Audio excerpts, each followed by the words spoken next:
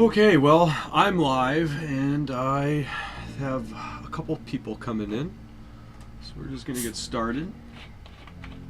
Here chilling out on my Saturday.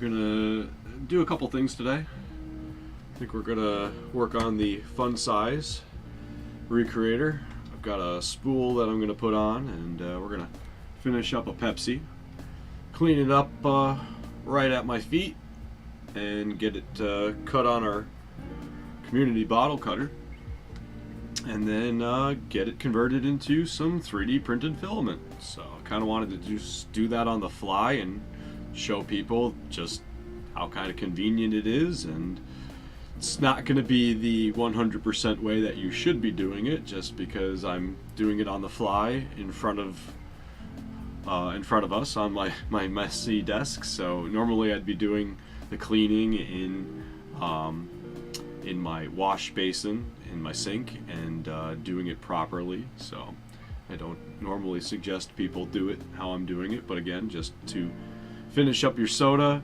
and clean it up, strip up the bottle real quick and get it into your Recreator 3D just to make some pet filament. I think that's going to be a great example to show that. So along with the Recreator 3D, we're going to be working with SliceWorx today.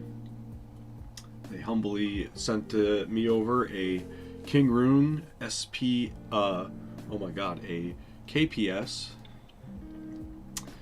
3 Pro S1, and that's going to be a 200 by 200 by 200 build volume. So it's kind of nice full spectrum, 3 times 200.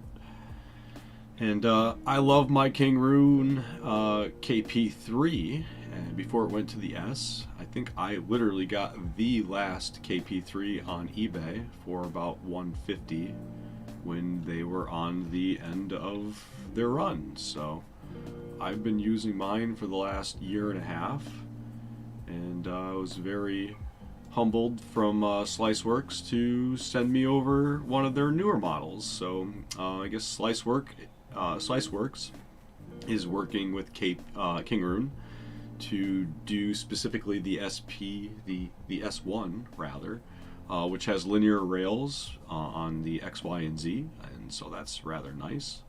So we'll be checking that out. I'll unbox it live, and we'll try to work out the cameras and see how we can do that. But for now, I'm kind of just having fun, getting started.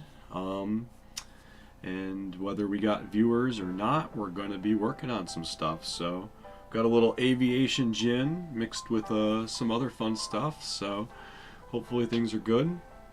If the music is bothering anybody, let me know where the audios are at. What's up, Titan? How you doing? And yeah, so just keep me informed in the comments.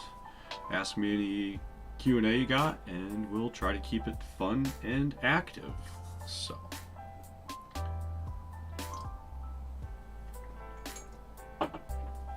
recently some people have asked me if they can get away with using the Ender, we're working with the Ender extruder, the hot end for the Recreator 3D, and normally I'm using a stepless bit.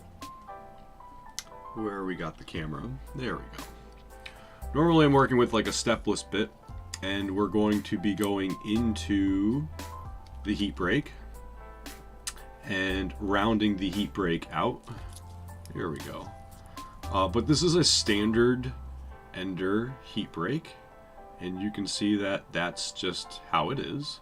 Actually, that's wide enough where you can get away without using a stepless drill, and or just a standard drill bit. You don't have to do anything. You can just leave it as is. And so you can see how that's comparing to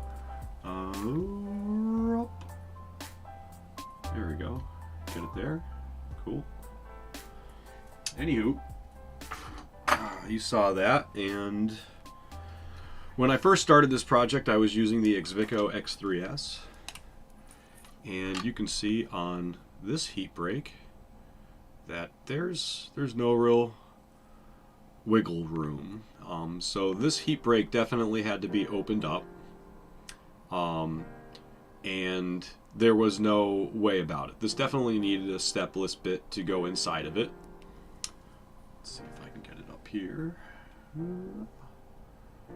And so this is taking like on the coupler that goes in here, it's taking one of the smaller ones rather than the wider throats. I would love to be able to tell you the proper name or diameter for that, but not today. And ultimately, so again, for different printers that we're going to have, with being able to use the Recreator 3D concept for multiple printers, we're going to have to think about what we've got for an extruder and exactly what we can do with it. So some units might need to have that stepless bit. You could probably even just go with a standard bit. We really just need to open up that throat to be able to take the 8mm or so width that we're going to be working with. So that's just curling it inside, and it really just needs to provide enough heat to be able to get that sort of molten, not really molten, just enough to reform it. So again, this size is perfect. So for the average person, that we can then just take the standard screws that come into with this unit, and we can take it off of the heat break and off of the heater block. And because we want the block and the brake to combine, so this whole area becomes heated, and that's what's going to really allow us then to, we can hollow out our nozzle of our diameter of our nozzle to about 1.75. And so, like I tell people normally, just get a piece of standard filament and use your 1.6 drill bit that is standard in most kits, and you'll be able to then gauge out how much you've drilled out of the nozzle to accommodate a standard filament going through that. And so once you've established that, that should be wide enough for the standard 8mm to about 9mm to go through that 1.75-ish, depending on what kind of filament you're gauging with, because obviously we have a tolerance that we're working with. And so that's kind of where we go. So on this unit, I've got about a 1.7-ish nozzle, and I'll be stripping 8mm strips, so we'll be seeing how that goes. So one of the tasty treats that came from Earth, which was not a Rip Van, but I forget off the top of my head who brought them. They were my savior for that day and weekend, and it was very humbling to have these, and they turned into great Christmas gifts. So this is one of my favorite snacks, and while I'm having my alcoholic beverage, not really had anything else. So that's a typical Saturday lunch for some people. Just gonna nibble on this as my snack. And yeah, if you have a chance, I got those at Walmart. And it's just a super great treat. I don't know if a lot of people have them, but it's good for coffee and your tea and just your Saturday afternoon with some aviation gin. And Pepsi. I don't know, it's a good combo that probably shows off how crazy Americans are with sugar and everything else. So, like anything else, I like to stay away from aspartame. I talk about that a lot with the drinking sodas. I try very much to not drink sodas. You can get very overzealous with this project once you start getting into the fact that you can use any kind of PET #1 plastic, and in my area that tends to be soda bottles more than water bottles or anything else. So when you're trying to gather all the plastic that you can, sometimes in your area you might not get that, so you have to think about what you're using in your lifestyle as far as what can bring you some free plastic material. And I know within my group some people have just gone to the extreme of looking for what kind of plastic they can actually put through Recreator 3D as a pet pultruder and see what they can use for what's on the market. There's a lot of different kind of plastics out for soda bottles, water bottles, lotions, and just some of the food that we eat. So you can just look for that pet number one and think, can I recreate with it? And you just might be able to. So yeah, Titan, thanks for being here. Appreciate you if you're still here. As you know, I'm starting off, and sometimes that's how we get. Our user base isn't too big, but I'm also 1 o'clock on Saturday. I don't know what too many people are doing today. Hopefully something better than watching me. But let's get started with this Recreator 3D. I've been working on trying to get a spooler worked on to the size that is needed to not restrict the NEMA 17 motor in working how it needs to work properly to get the filament pultruded. So it's been kind of one of those things that I would really like to wrap up soon. I have a lot of other ideas and activities that I would like to put my time and effort into.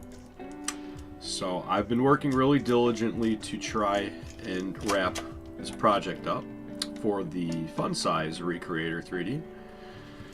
I know a lot of people are anxious for it, and I showed it off several weeks to a month ago, which only amplifies people's excitement.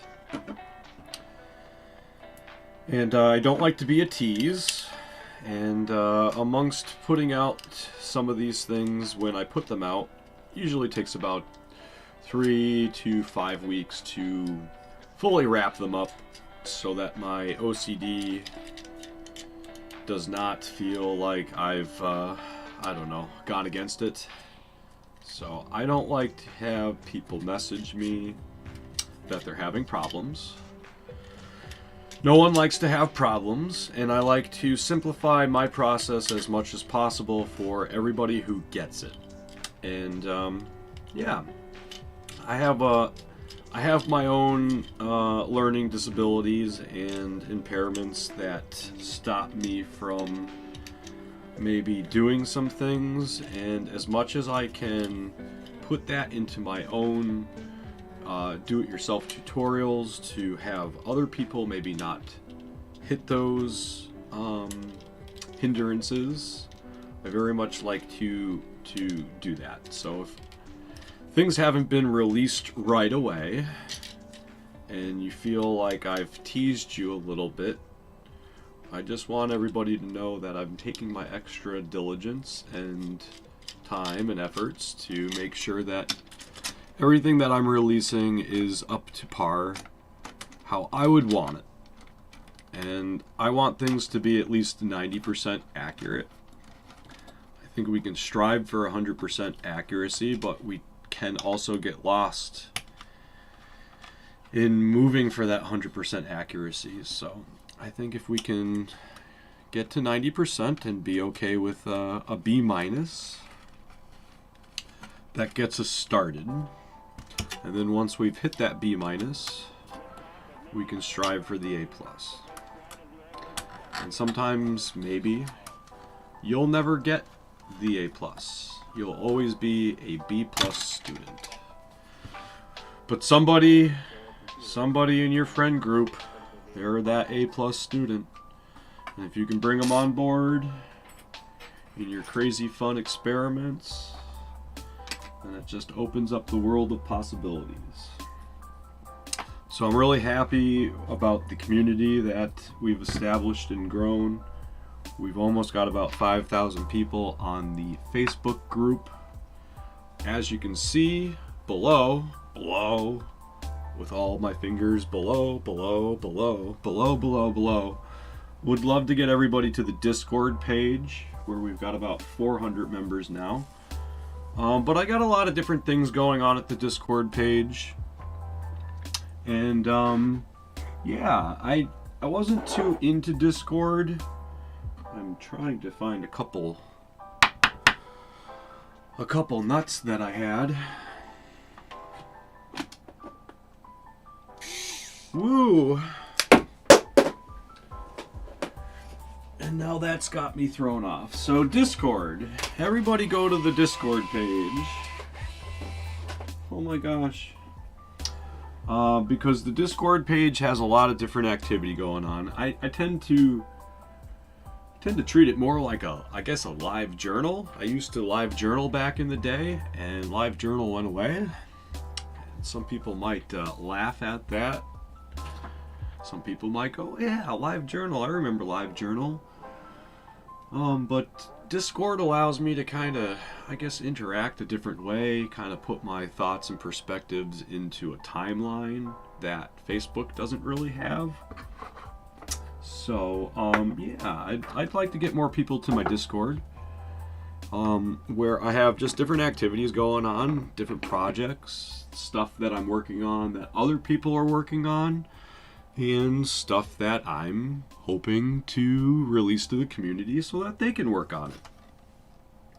I'm rather upset with myself right now because I'm kind of having a moment where I put out those nuts that I just mentioned, and for the life of me, I can't find them.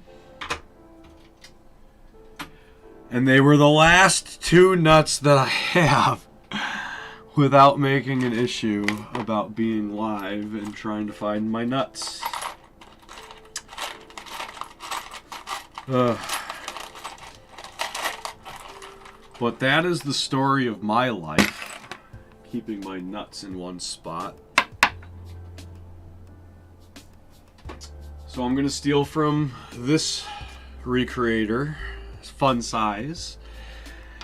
And yeah, so I don't know if anybody else can feel me, but once you start making your own builds about things and just how they turn into different creations and different things going on, but I'm going to steal the nuts from this one just so that I can move forward. And this was another style that I was working on.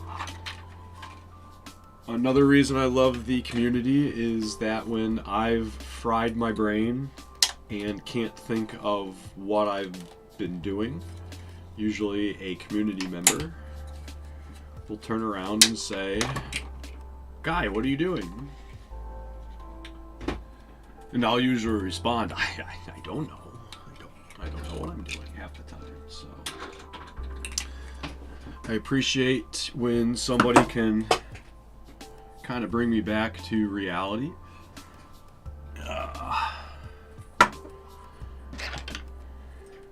I like to think that you know, we all got personality types. From what I've heard, we've got 16 or so personality types.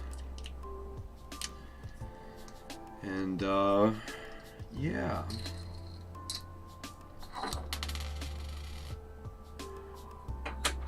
I'm on edge with my own personality, and I've got my own struggles that I try to deal with. And recently I was very humbled to go grocery shopping and had somebody, Anna, stop me randomly while I was going down an aisle. We had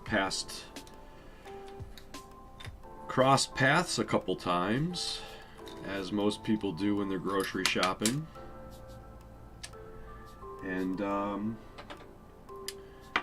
she came up to me kind of like we knew each other, and I was like, all right, a little taken back. I don't know you, but nice to meet you, Anna. And she just said that I looked a little sad. And amongst going from aisle to aisle, she wondered if it was something that she needed to act on. And I'm not big on religion. I'm more of a spiritual person. So it was something, you know, she said, Jesus said that you looked sad. And she asked if she could bless me. And for me, I'm not a religious person. I'm a spiritual person. And so I said, sure, I'm humble. I'm humble now. I like to think that amongst having a hard time with things, being humble to frustrations, being humbled to gifts. Some people have a very hard time taking gifts from other people. Maybe they didn't work for that, or they didn't feel they worked for it. They don't feel they need to be given something. And I think there's a lot of humbleness in taking a gift from somebody. So I decided to take Anna. She's Russian, so she pronounced Anna with an H-A. I have pronunciation problems, or not really problems, but I like to make sure I'm pronouncing things correctly because I can pronounce them wrong. So we got into that, but she gave me her blessings, and it was a long blessing. It was about like 3 minutes in the middle of the grocery store being humbly blessed by a stranger who felt that I looked down and sad and needed a blessing from Jesus. So I took it, and it was very just nice, and a great conversation just afterwards, really. Turned into a 3-minute blessing, turned into a 10-minute conversation with a stranger. And I just, I thanked her. I thanked her for being open to being able to just talk to a stranger in the middle of the grocery store that you don't know. And some people would take offense to somebody saying, "You look sad today." I think I left the house. I wasn't necessarily feeling sad, but I know I left the house and a lot of people online were feeling sad. And I have a hard time being out in public, and I got to IRF. IRF was so crazy because I didn't have any idea what it would bring, but I almost didn't go just because I was so anxious. Just so, what will it bring? How will I act? How will other people act towards me? And that just was so much just like, I can't do this. And I had people come up to me that acted, I know you're Josh, you're JRT3D, you're Recreator 3D, and I have no fucking idea who you are. Sorry for the swear, but ultimately it's very humbling once you meet people in person. You get that. We've had almost 3 years, which seems very condensed. 3 years is a long time, and to have it feel like 3 months, we've been very socially changed. So it's been nice to have just social interactions. So for me, IRF was a godsend. It was a blessing. It was like Jesus came down and blessed me for a weekend. And again, I don't really get religious. I try to be more spiritual, and people don't talk about that in the community, I think. But I know a lot of people are struggling. Holidays are around. I think this is the month of just, mental health. And I know I've struggled, and so I just wanted to, I'm not trying to like make this feed into a PSA or anything like that, but I just wanted to, I put that out on Twitter. I got this amazing blessing from a stranger, and I just wanted to put it back out there. I hope that everybody, if you're having a hard time this season for whatever it is, I hope that you're able to work on that for yourself, for others, and just try to have another good season and another good year, and know that people are around to help you. And if you're ever having a hard time, there are people out there to help you in various ways. Just someone to talk to. Maybe you need a project to work on. And I know Recreator 3D has brought together like this crazy group of crazies, like, and I don't mean to say it like we're all bad and crazy and stuff, because sometimes that can be perceived as a bad word, and I know I have a lot of words and verbiage that tend to mean different things to my perspective. And so going to Earth and seeing everybody's perspectives or personalities, we got, again, those 16 types of personalities in one room, in one room. Like, it's so crazy to think that, like, we could all take the Recreator 3D or pet Pultrusion and again brand it based off of each one of our personality types. How you want something in your lifestyle and your perspective can change an entire direction of where something goes.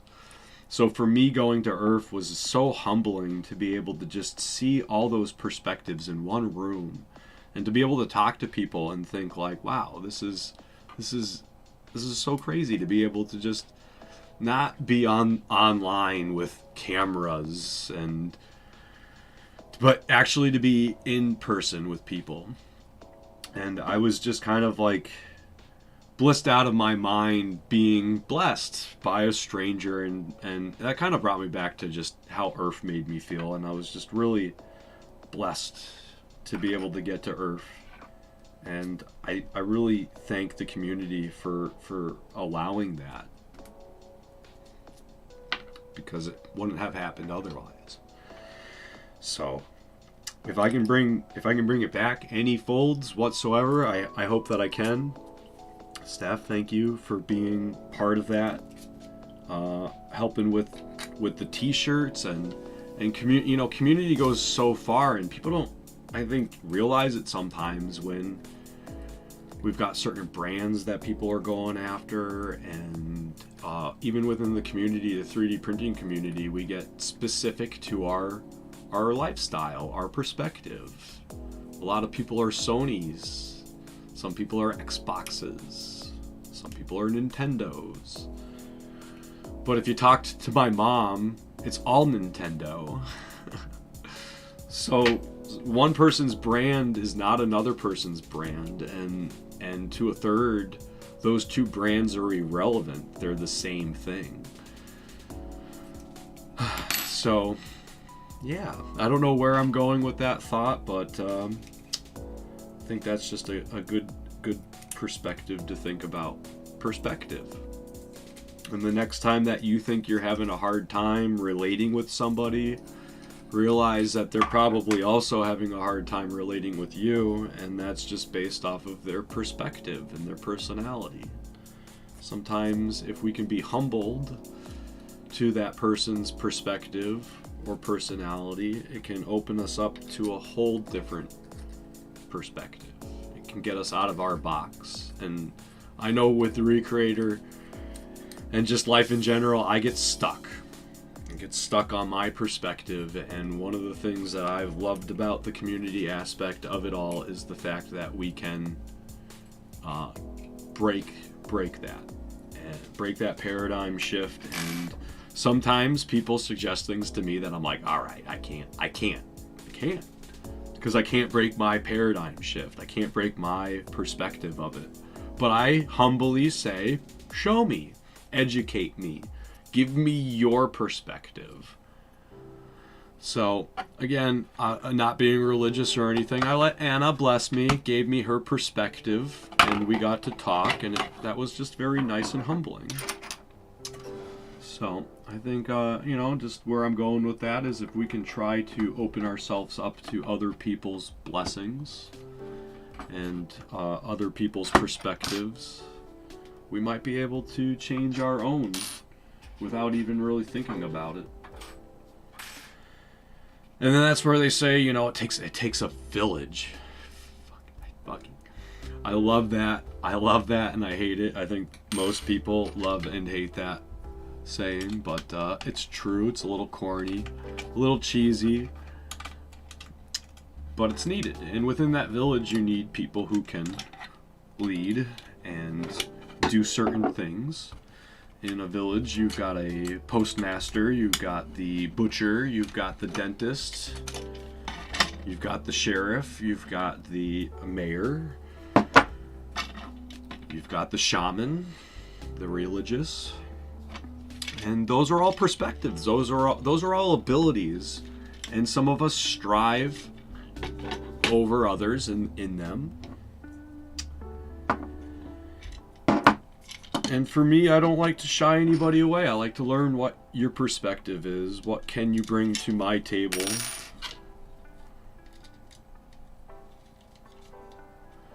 And I think that brings a lot of humility to people. Maybe not humility, humbleness. You know, again, bring things back to humbleness. Some people don't know why they're even in existence, why they're on this earth, and that's such a heavy mental health topic right there on its own. Why are we here? Why am I here? What did I do last week that I'm not proud of, that, you know, is helping me or someone else today?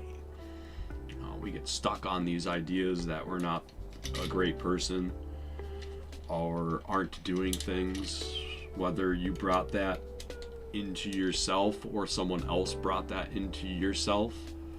It's good to know that you exist. And you exist for whatever reason that you've almost pre-made before you got here. And I don't talk about this often, but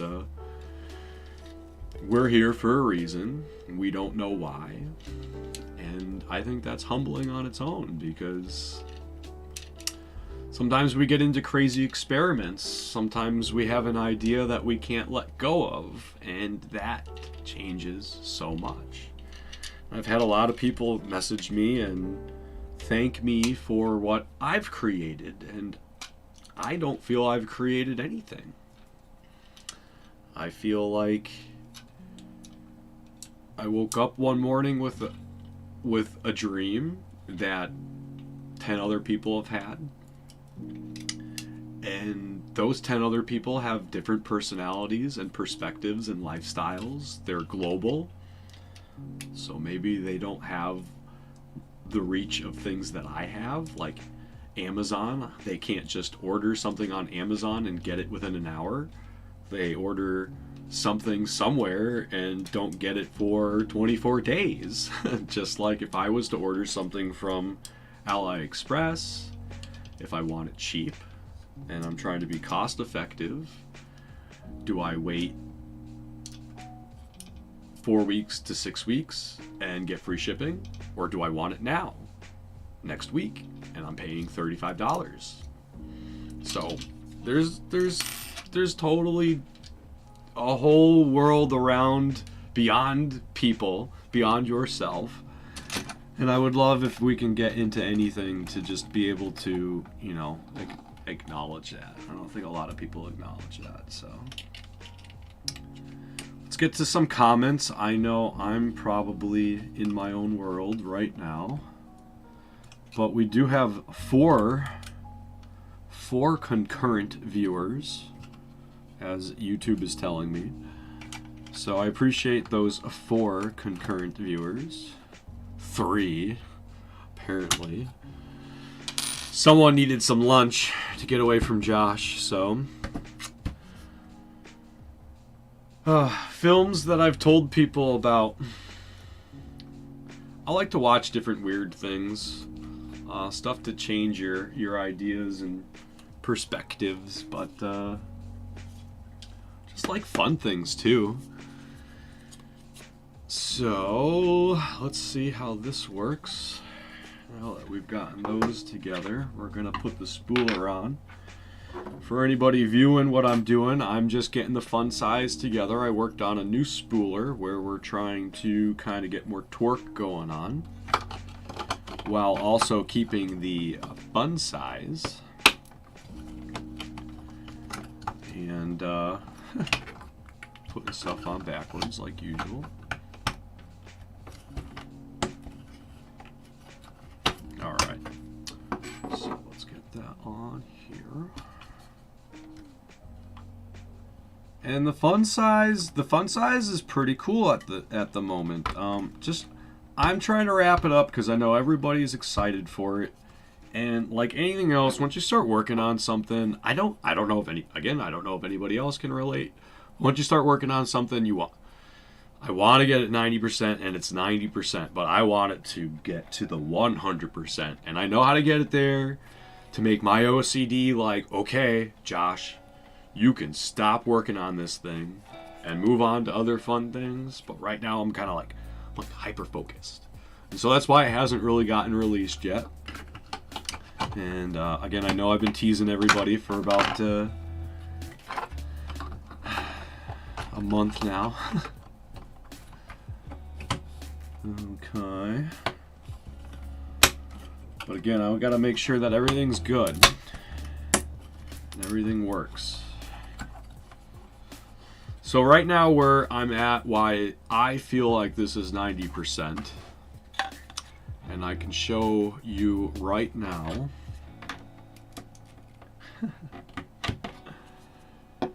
And I forgot that I've changed a few things around. I've used some of the original parts of the Recreator, but I have switched things around so that we didn't have to alter the parts any more than they needed to be. So hopefully at some point you may not have to reprint these parts, but you're probably gonna have to. So I've tried to do my diligence about keeping some of these parts as they were from a Recreator MK5 kit. So that if you do decide like, okay, I like my MK5 kit, but I want to reduce its size, you should be able to take the majority of those parts and turn it into a fun size. Boom. Ultimately, I'm trying to get it so that the fun size is just its own kind of standalone build. And after we've got the fun size up and running as its own standalone build, where again, I'm 100% ready. And I'm going with 100% because the fun size is going to be the base structure for going into the LDO kits. So I'm trying to be 100% diligent for what's going to the community as an actual kit build. So right now we've got not necessarily a problem. It's not a problem at all. It's more just my OCD and where I want things to be aligned. So again, everything works perfectly.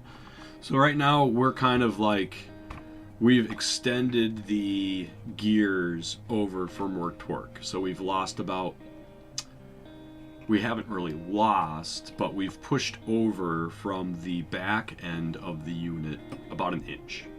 And so I used to have on my spooler about another 1/2 inch where the nozzle,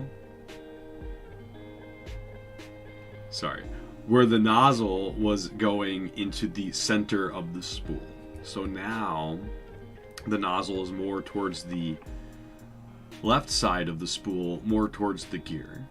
And so for my own desire, my own want, I don't want that to be towards the gear.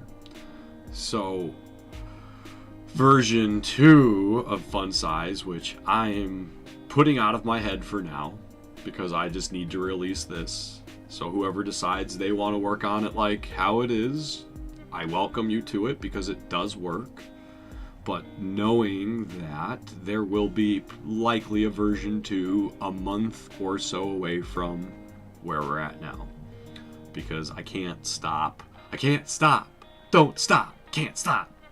So eventually I will be extending the spooler likely so that it's the same size of the unit. Maybe putting the gears on the opposite side or whatever. I haven't decided yet because ultimately, again, this is 90% working and that's where I just need to move forward and release it. So if anything, I will just realign the mounting bracket for the extruder head so that that is more towards the right, allowing the spooler to properly spool and not build up on itself. Right now it builds up on itself, which again isn't necessarily bad. Visually it doesn't look great. It still produces the same kind of filament, and it still spools, which is great. It has no hindrance whatsoever. So we've built this. It looks good. Where are we at? We got 2 concurrent viewers. Thank you. And let's see what we got for comments, because I have not paid attention to any of you. My apologies. I'm gonna steal that cookie in there. Staff, thank you again for being here. Titan, if you're still here, appreciate you, but I don't think you are. Bruce Young, nothing worse than when you can't find your nuts, right? So yeah, got those nuts worked out. But yeah, we're on par. One Track Heart was the movie. Thank you, Steph. So that was a Ramdas, Krishna Das.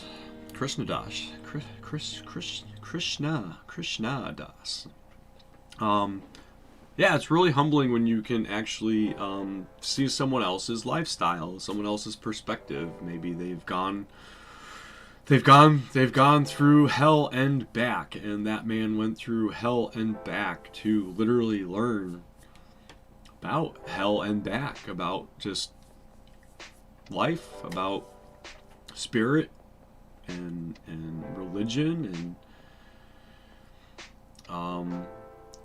I think at some point people kind of lose perspective of that, or don't care, or don't have any of it, and then are introduced to it, and I think it brings a little stability to some people, whereas they were missing something else. And so, you know, like anything else, shouldn't use things as a crutch, but it's nice to know how it fits into your lifestyle, into your perspective. So maybe you're not religious, but you're spiritual. And so it's good to know that there's a separation between religion and spirit, because some people lose their perspective and think it's the same.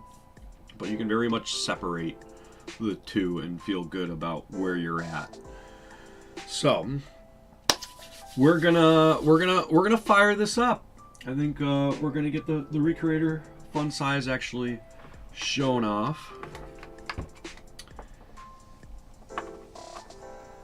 And yeah, hopefully I'll be donating off one of these to 3D Printing Nerd, and he's doing a live holiday stream giveaway with his local hospital's charity.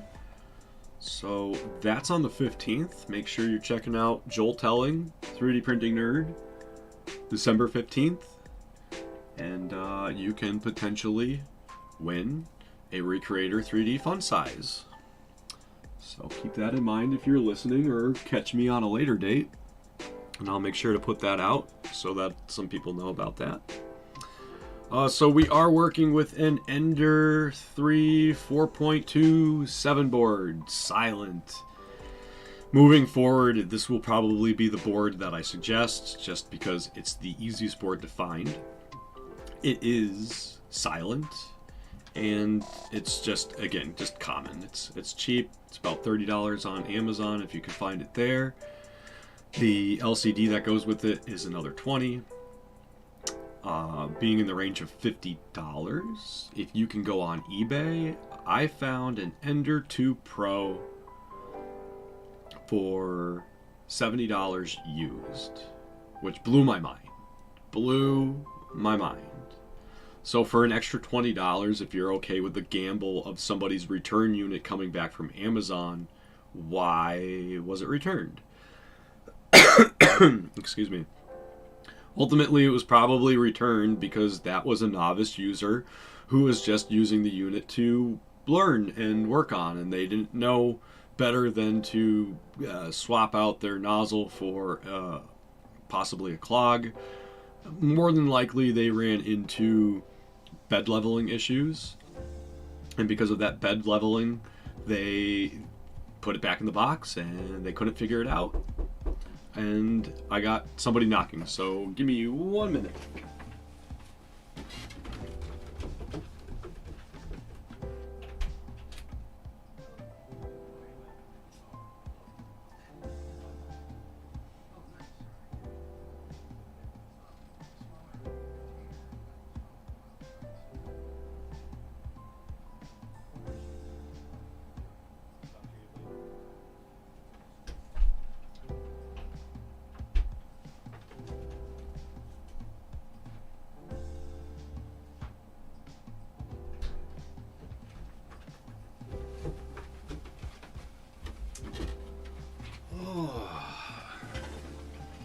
All right. Sorry about that. My neighbor stopped by real quick. You know, we got people who take care of us and bring us gifts sometimes. So it's nice to have nice neighbors. So just talking about community and bringing things back to that. Just like in our groups, it's good to have good people checking up on us, making sure we're good and fed, and that we're doing good. So if you know someone who might not be doing the greatest, or maybe they're doing great, just check in with them, make sure they're doing better. All right, fun size go. All right, so what we're gonna do is kind of, like I said, I was gonna finish up this Pepsi bottle, which we can work on because I haven't been. But I do have a Coke bottle, which is in the same fashion-ish or so of the Pepsi bottle. And usually I'm over at the sink and we're gonna be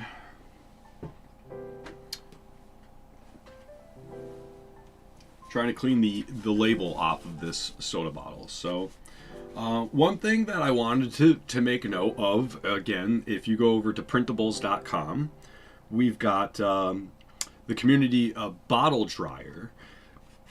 And so for people who are doing a lot of bottles in bulk, this is a great thing that you can print. And normally you could clean this bottle and let it sit for a day or two, and it would still likely have condensation inside of it. So the bottle dryer, within an hour, can hold up to 8 bottles at a time. Will eliminate all that condensation and just get rid of it, and they'll be perfectly dry. So if you're trying to do a lot of bulk cleaning, a lot of bulk drying, and you're not necessarily cutting into these bottles right away, it's a great way to just mass produce and mass clean all your bottle waste. And so I have 2 bottle dryers personally, and when I clean bottles, I usually clean about, a handful at a time, 10 to 20, so that you're getting more time for your effort. So we've got these little lines going on. Here is just the excessive glue for our a label that's on it, and I usually use a pure citrus spray, and I'm going to spray that directly onto my cotton pad, and I'm just going to apply that there just to kind of get it on. Again, normally I'd be at my sink, so you could take hot water to this. Right now I'm just going to scrape it, and it's going to get that pure citrus in there, which is nice.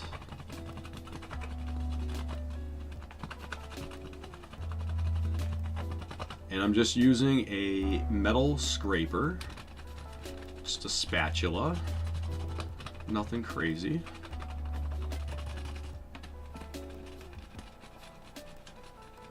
Yeah, I just got a bucket of water over here real quick.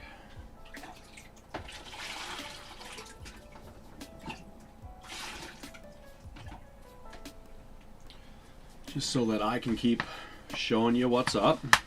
Now, I'd already cleaned this bottle on the inside, but again, I got that label off real quick, And we're just gonna cut the bottom. Usually on these bottles, there's already a line that you can either cut below it and then work yourself back up to that line. But like I've mentioned, I like to use sharp precision scissors.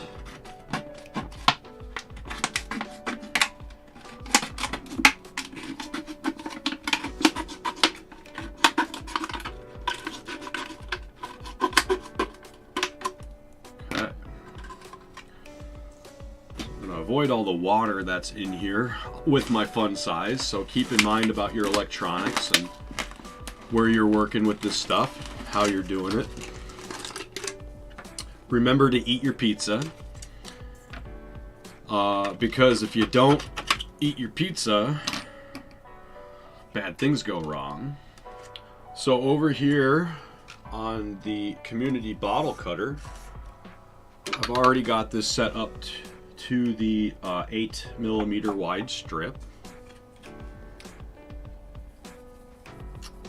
and we use our weight to put a little weight on that. One of the things I like about the community bottle cutter is we do have our walls that help guide the bottle, so it's a really great way to help keep the strip width actually continuous amongst the time. So, but we also use the weight to help with that.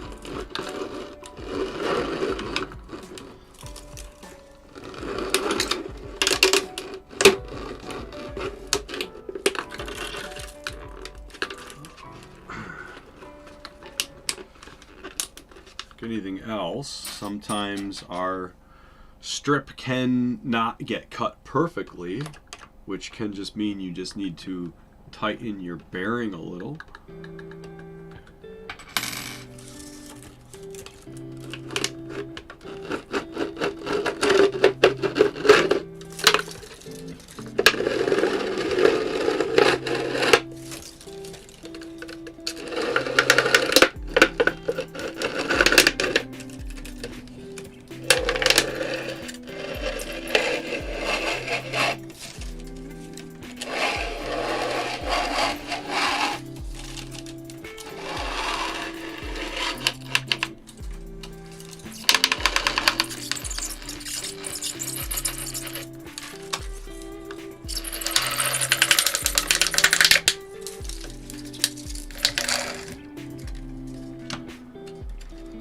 All right, that cut up pretty good.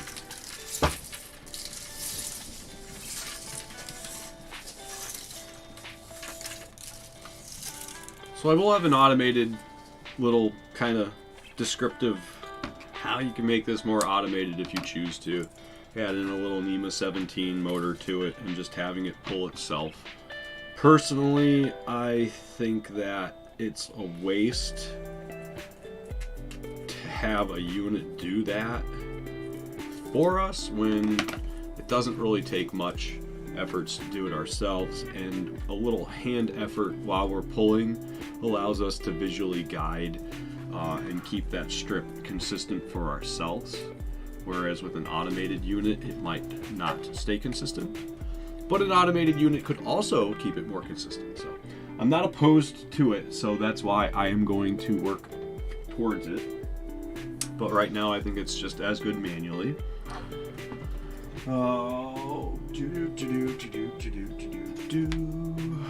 anything else, I'm trying to find just a paper clip. I like to put paper binder clip onto the strand once I put it through the small size, the fun size. Let's turn this around. Get it down here.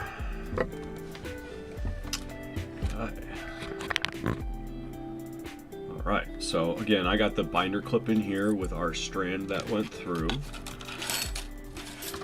And we got these, again, got the mini spoolers. I'm working on a knob that we can put into this and just spool it a little easier, as this is nothing too crazy. But we just find the end of our plastic bottle, And inside my spooler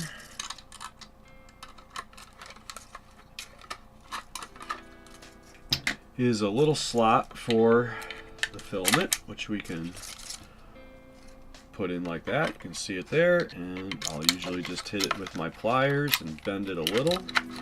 And then I've got arrows that point us to the counterclockwise, and we just start spooling up like that. Nothing crazy.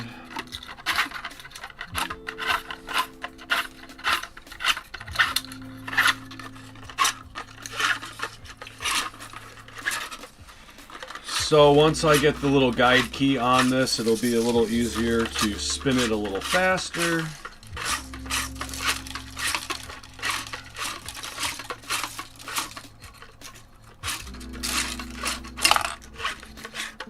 And I've already just pulled that out of my end, but you can see it just spools it up nice and good.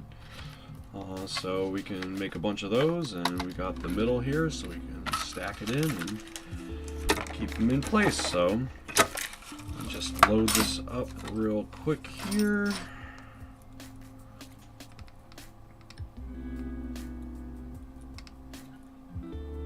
Oh, I got it. Got it in the first time. There we go.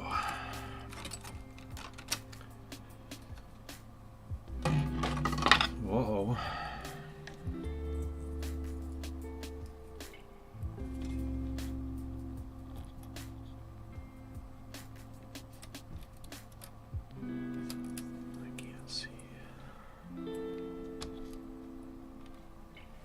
Okay, so that's loaded up. Let's get that on to its spool holder.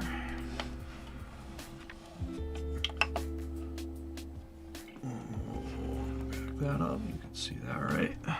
So we're just going to go to our control, to our temperature, to our nozzle, not to our bed.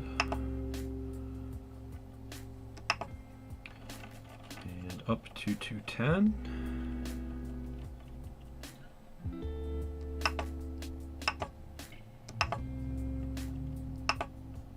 Back to our main prompt, into our info screen, and we'll just watch that rise to 210.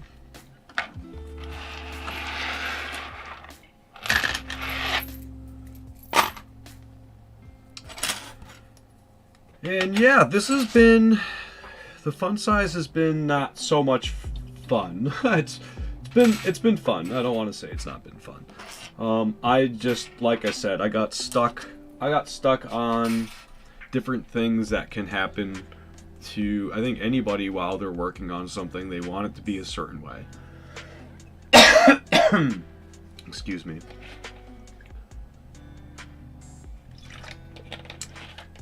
And sometimes that certain way, I think when you're, I consider myself a one-man show until I allow myself to the community. And when I'm hit the wall that I've hit, which I hit with the fun size, I allowed a couple other people to experience the fun size. And so that very much opened up how things could run better. That very much opened up where, you know, not just running better, but where it could go beyond how it is now. And again, so the fun size is going to be likely as universal as it can. Right now we've got the CR10S board in another unit. This is an Ender 3 board, so those two boards kind of are the same as far as how they align and work within the fun size, as well as using the standard same screen. So beyond that, we've got the X3S from Xvico. You can put the parts that from that unit into this, as well as the X3. Beyond that, we've got the Robin Nano 1.2. So that is 5 units that could potentially be a Recreator 3D right now. But again, we're sticking with the Ender 3 parts just because they're the most consistent and reliable. So for about 150 or so in parts, you should be able to build a fun size. So inside we're using a standard 12 volt 60 watt 5 amp power supply, which you can also get as a power brick. So I plan on showing how we can also use the standard power supply inside, which is a great size form factor for 12 volt, but you can also get the power unit for the external. If you're primarily trying to do the fun size, keep it the fun size, but use 24 volt. So if you're trying to use 24 volt with the fun size, it's 100% going to be suggested to use a 24 volt external power brick. So let's see if we can see here. So I'm pulling it. Yeah, there we go. All right, so I'm just pulling forward, getting a grip as much as I can with my needle nose pliers. I'm gonna grab my trusty handle because everybody knows I love my handles. And we're just pulling this forward. And I'm losing my camera. But it's okay. So you're bringing forward about 2 or 3 inches. Enough where you can put it into the guide hold that we've got.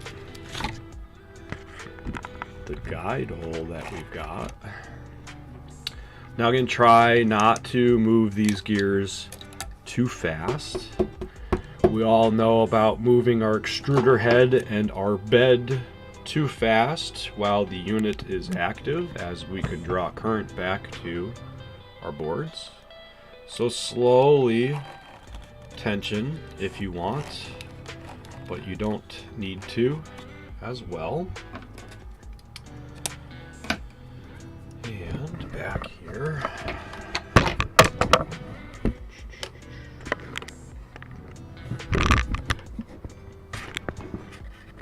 Oh my gosh.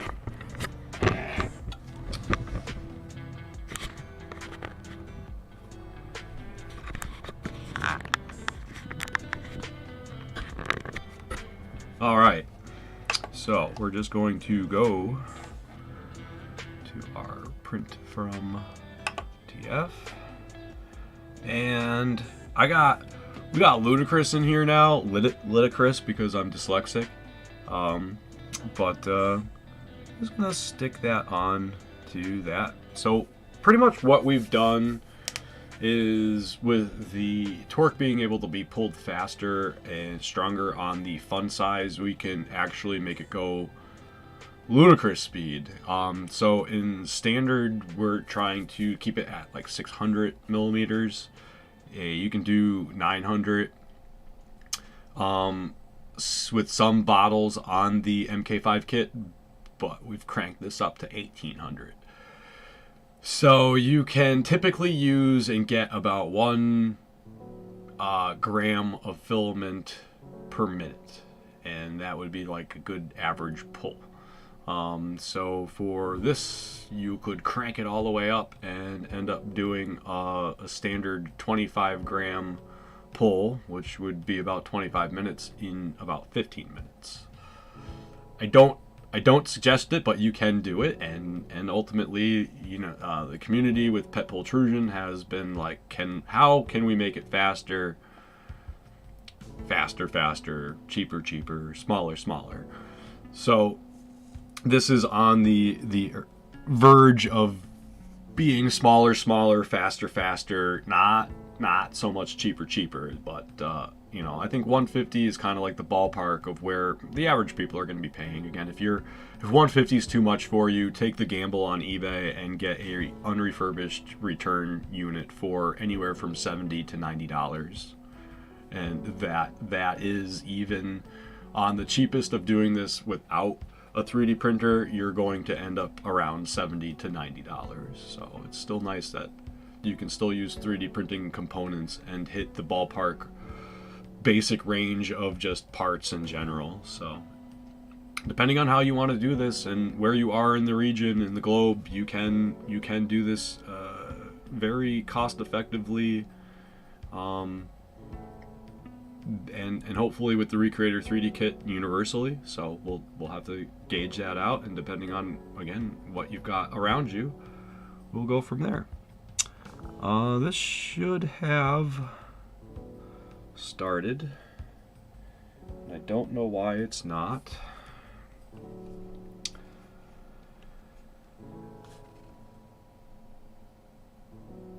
And like anything else, you know, this happened to me last time. It didn't want to pull. These little unruly children of ours that we build and try to show off to the world, you know, just like this SliceWorks machine. I'm gonna take that out of the box and expect it to work. SliceWorks is like, please let it work. And Kingroons are awesome. I've loved my Kingroon, so I don't suspect that that'll be a problem. But we are going on an hour. This should have fired up. I'm rather torn that it's not. Again, it should have right now because we're at temp. The only thing I can think of is perhaps the motor is not hooked up inside. Disappointing going live, you guys, you know. I don't set this up. Sometimes we just roll. Let's try it one more time.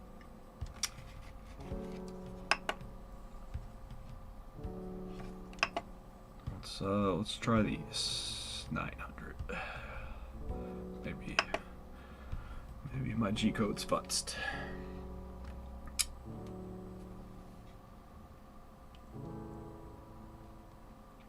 Something's wrong. Motor disconnect somewhere.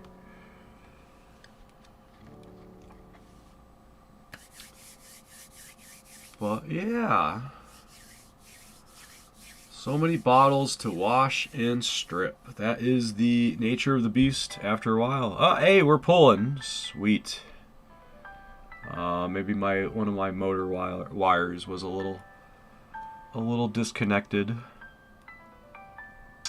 Oh, silent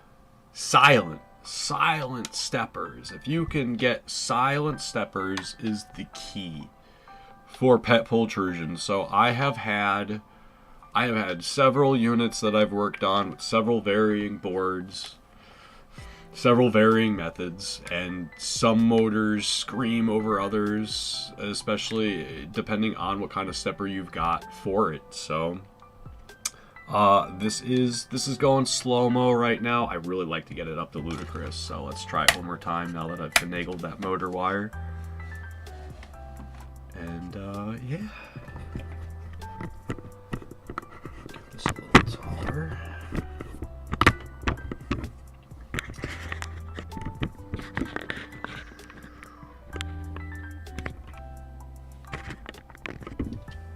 Back up to ludicrous.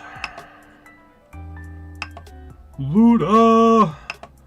Different Luda. Oh my god, now I can't finagle.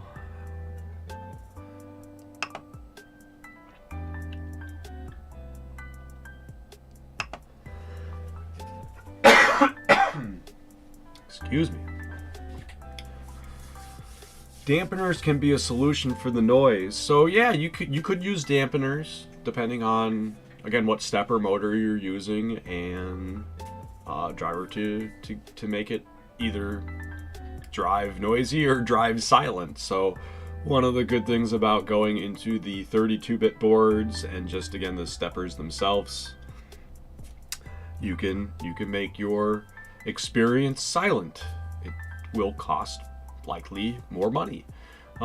Fortunately, we're only using a stepper, so if you do have a less fortunate 8-bit board, you should be able to still put a silent stepper on that board. I think. Don't hold me to that. I'm not 100% sure, but right now we can see this ridiculous speed going on with just how fast that that NEMA motor is going so that we can pull this forward correctly. That doesn't get hot, and you know, obviously we want to avoid sticking our fingers in this, which I would again like to get these off to the side onto the back, and then we can maybe change that up. But for now we're working, we're pulling, and you can see how, like I said, we're going into the center of this, and it tends to spool right up into the gear, but more just centered how these two are right now. And I'd like to get it more off to the right side if I don't in fact end up extending the spooler width altogether. So as you can hear, again, this is pretty noise free. I'm so excited about the noise-free aspect. So I've had some of these units that you're just like, oh my god, I can hear that three floors up the stairs, and it's not something that, if you can avoid it, if you have got any kind of sensitivity issues to that sound, definitely find a silent stepper will be the best method for you. So this just continually comes out of the spool that we've spooled it into, and once it gets to the end, it just tensions itself and pulls itself out. The spooler rod, or the spooler now, as I mentioned, it's wider than how the other units are, primarily because we've eliminated a guide, which also stops the filament from going from right to left. It just centers it. So, but it's not needed. It really isn't needed. Nor is a fan. A cooling fan is not needed. So we've eliminated all the fans. We've eliminated the tension rod. We've made the spooler as wide as it needs to stay in a aligned pull. And yeah, so I'm rather happy with where we're at. Because of the width of the spooler, as I like to jokingly say, it makes a less angry of a spool. So what I'm working on next is the front holder here. I've cut at a diagonal so that hopefully, because we're pulling down and up, the way that I cut it, I'm gonna just put in maybe like a hex, so that we can put like a hex tool in here to lock it in place.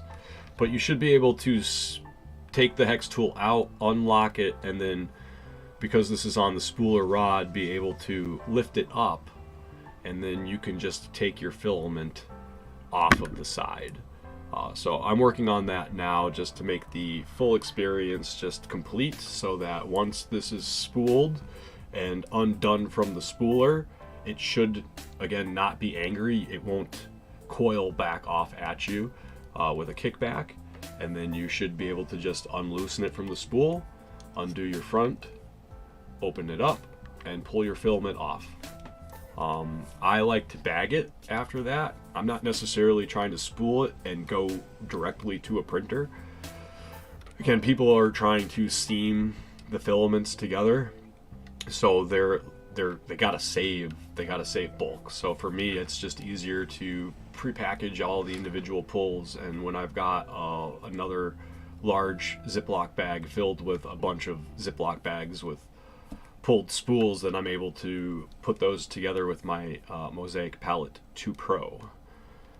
So that is my method that I like to use for seaming and joining the filament together professionally. So yeah, thank you for the 4 concurrent viewers still. If you've got any questions or comments, please comment away. That keeps things moving along. But right now we're spooling, we're going good. You can see that we've got our filament being produced. So that's looking super great. Again, we're going at ludicrous speed, which is about 1800 as far as the G code goes. And yeah, at some point I'm going to be showing people how to do your VREF on for your stepper, so that you know that your motor is running decently, and as well as E-steps, so that you know that you're on the same par with me. It's the one thing that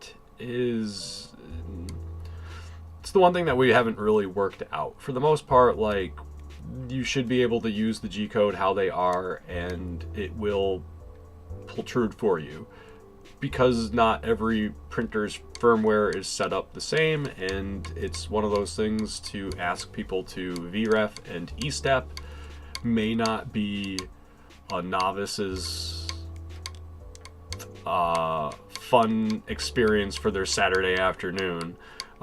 They'll be learning more than they will just know what they're doing. So again, we try to keep this basic for basic people. The Pultrusion process amongst using the G-code is the best way. That way you don't have to worry about firmware. If you're on an older 8-bit board that flashes differently than a .bin file on the 32-bit boards, I don't necessarily want you to feel like, I can't do Recreator 3D, I can't do Pet Pultrusion, because you're now worried about loading a firmware. So there will be .bin firmwares for the Ender 3 board, and you can change the firmware if you desire to, but stock firmware with the G-code that we provided will run the Pultrusion process. So just want everybody to know that as much as possible. So if you're hearing it for the first time and you see somebody else asking, like, what about the firmware? What about, just remind them it's all about the G-code. So again, we've turned that into a simple process. So you can see here where it's kind of already looped back into itself. So it does not necessarily go off to the side where we're gonna have to worry about it getting into our teeth. It does tend to stay centered and eventually spool up onto itself within this area. So as much as I want OCD and just crazy to extend it back visually, it's not needed. So I'm trying to remind myself it's not needed. The community wants this. They want it how it is. So I'm going to release it. And eventually there will likely be a version 2 that extends something somehow. I've not decided how, or even if it's going to happen. So I got other ideas and other things I'd like to focus on, and I'm trying to use this as an example of how not to get oversaturated and overindulged in an idea when it simply works. If it works and it's doing what it needs to do, does it need to be better? Does it still need to be 100%? Or can we just be okay with 90% and move forward? So again, I say that to everybody. That's my mental strive, but I know that I can definitely get caught up on stuff when I try to strive for more. And I see so many people lose sight and inspiration and desire to work on stuff because they're constantly striving for the best. Strive for mediocrity. I don't know.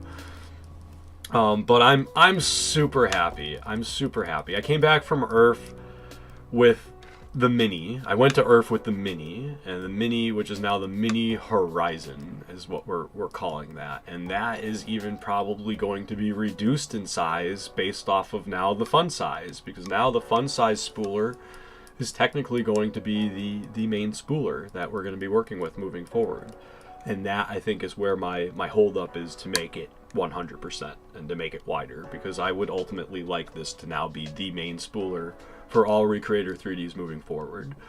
I'm not saying that it's better than any of the other ones, which are still viable, but it's where I've moved into and will likely be moving forward from here on out. So that will be my main suggestion. Has there been any thoughts of somehow attaching used empty spools to the machine for easy recycling? So initially, when I first started doing the Recreator 3D, we had I was using just random spools, and so the diameter of the cores for varying spool types were causing me issues while I was testing, to the point where I needed to make it a standardized, I needed to just standardize it so that I could move forward consistently with my own testing and not continually drive myself mental. Amongst releasing it to the community, it wasn't something that I felt viable saying just grab a random spool, because you could grab a random spool that would have a different core diameter than what I was using as a standard spool. And I couldn't just say use Hatchbox as a standard spool, because you might not even know what Hatchbox filament is, let alone be able to get it. So I can't suggest that spooler or just a random brand spooler, because again, every other core might be off by a variant of size. So that's where I just said this size is working for me, and that is now the standard size. And again, it all really depends on how your teeth are working and how your gears are set up, and all that happy jazz that I wish I could explain a lot more, that I can't.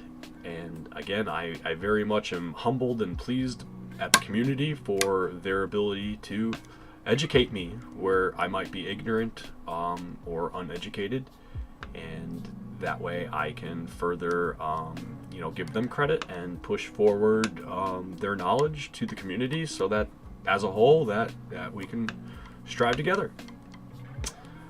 So this is pulling good. I feel great about the fun size. We're at 1 hour and 22 minutes. Thank you to my neighbor who came over again and hooked me up with some fun snacks. Thank you to SliceWorx for hooking me up with the printer that we're going to be opening up soon. Everybody can check out the Discord page below with Recreator3D.com. That Discord QR code will send you right to our Discord page, which I would love for you to join. Again, we're also at the Facebook groups at Recreator3D.com, or Recreator3D rather. And you can also find me, Joshua R. Taylor, at JRT3D at Facebook groups. So, yeah, I like to post random things about 3D stuff there and keep people informed about these live feeds, and not so much Recreator 3D, but occasionally. But I like to try to keep everything separate so that people are where they're at and enjoying themselves, because it seems like people are particular. So again, we're pulling this pretty fast. We're at about 13 minutes now, and this will probably be done soon. So with that in mind, I'm gonna move over our bottle cutter.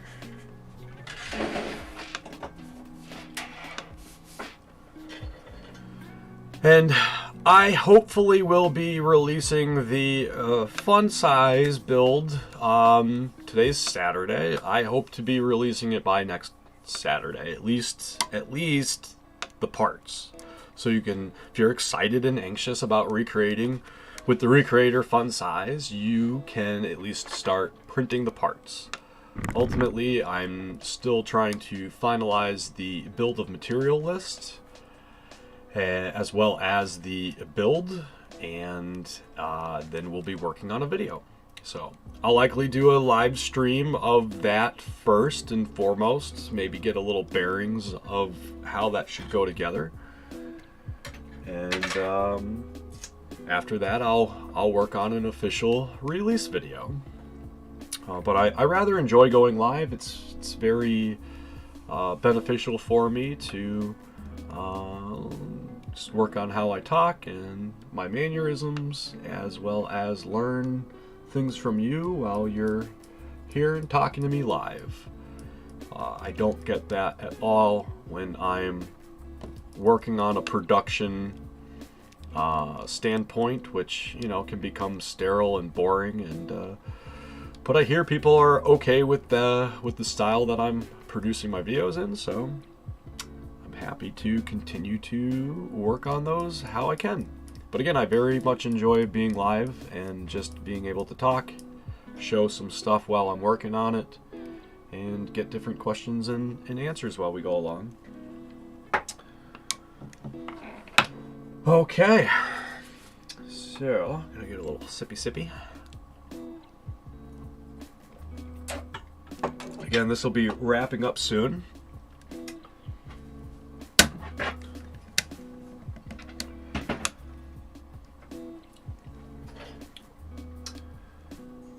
So here we've got the original Kingroon. This is my KP3.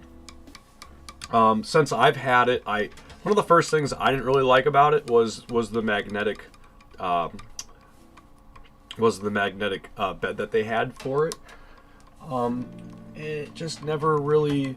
It was like a matte finish, and it just never really unadhered.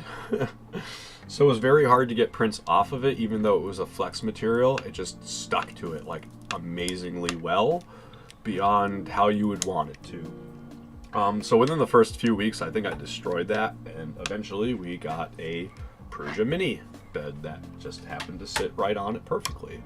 So that was kind of like my first upgrade for this printer. Usually people's first upgrades are the fact that this comes with an external power supply, and so normally they would rise this up 2 or 3 inches and put the power supply underneath it with a case that you can download. I never did that. I've been contemplating it just to keep space down, but at the same time I've got a lot going on. I'm feeling a little lazy on that idea, and I've not necessarily grown to like the external power supply, but it moves around, and I guess it can go where it wants to go. So that's kind of beneficial, but I like to have these rigs. These are really great grab and go rigs. The Ender 2 Pro, which is in similar fashion.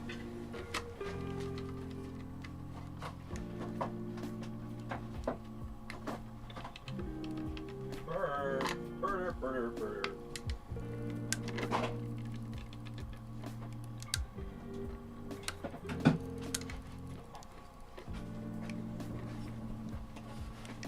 So the Ender 2 Pro, we got our handle here, which I really like, and then we got our basic base.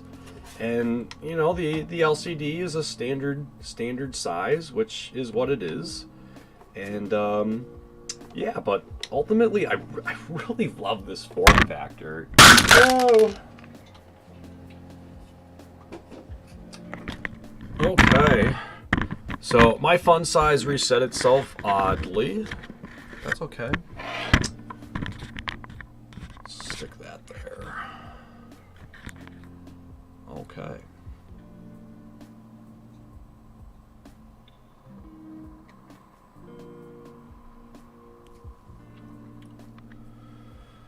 Alright, so we're done with the font size anyway, but I'm glad that I could show that off to y'all, and you've seen that work. Do some more videos on that down the road.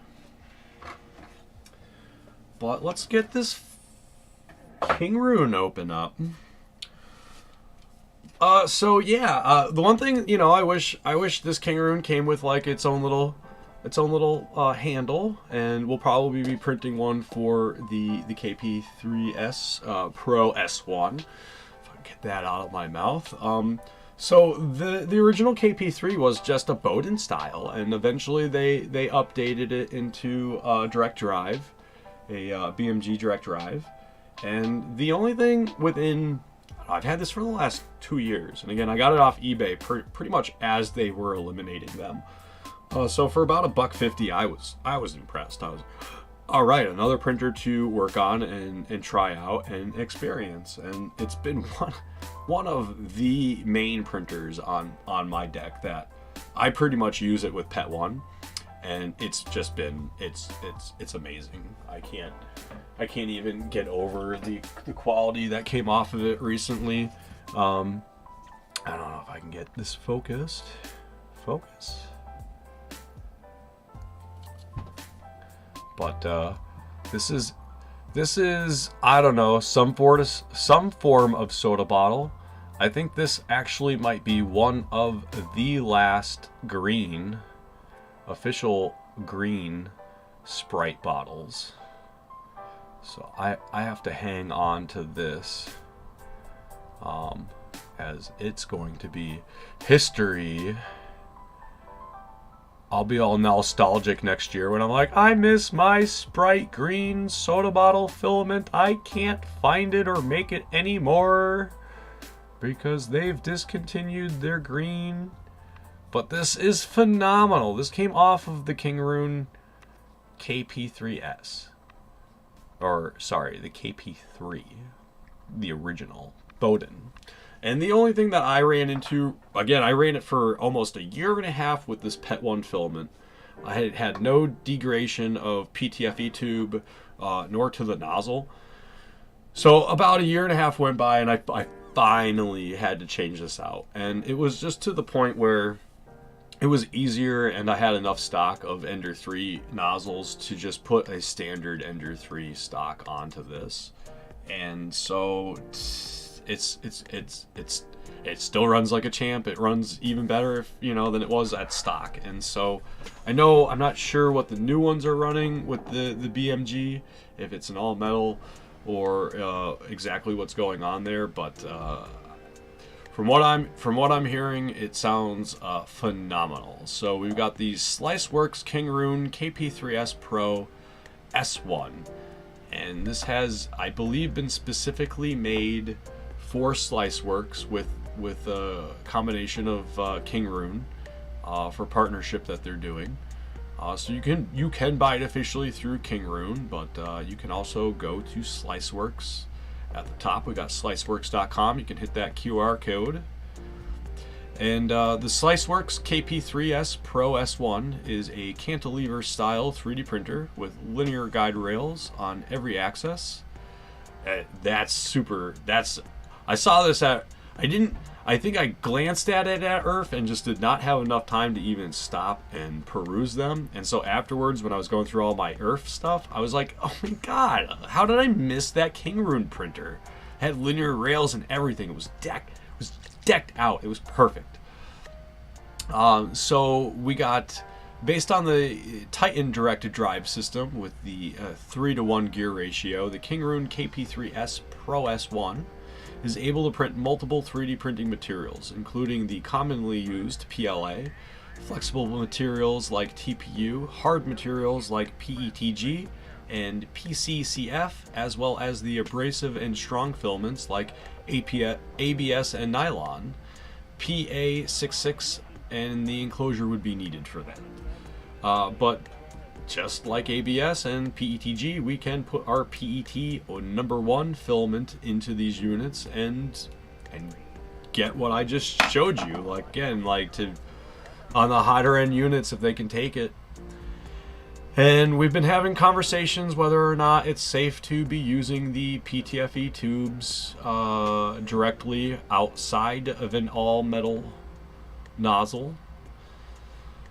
So that's been a big debate right now. I personally have not had any issues, but there are some people that do say that you should not use your PTFE tube at 260 or above 260, as it could start to off gas. So with that in mind, be very cautious how you are printing PET 1 material, whether you're using a enclosure or an air chute to bring in fresh air or, again, expel that air. Just be cautious for how you feel you need that in your lifestyle, your perspective. Again, I've not had any issues with working with PTFE tubes at 260 with the PET #1 filament. I have had ghosting. It's like a ghost dust, and so I've talked to several people about high-end temperatures and where your filament's going, and I guess beyond 240, it can create a dust. So it's good to know if it's creating a dust that's getting into your air, and ultimately if it's collecting onto your units, you want to be aware that that's also in your environment.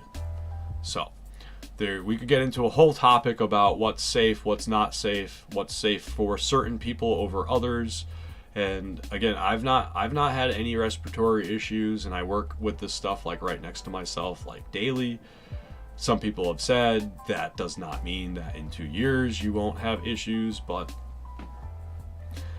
again, I want to let you know that based on how you feel is how you should practice your own safety, depending on what is known as fact. And from what I've read as fact, PTFE tubes, based on the maker, based on the material of PTFE, you should be able to go anywhere between the range of 240 and 260, 260 being the max suggested temp.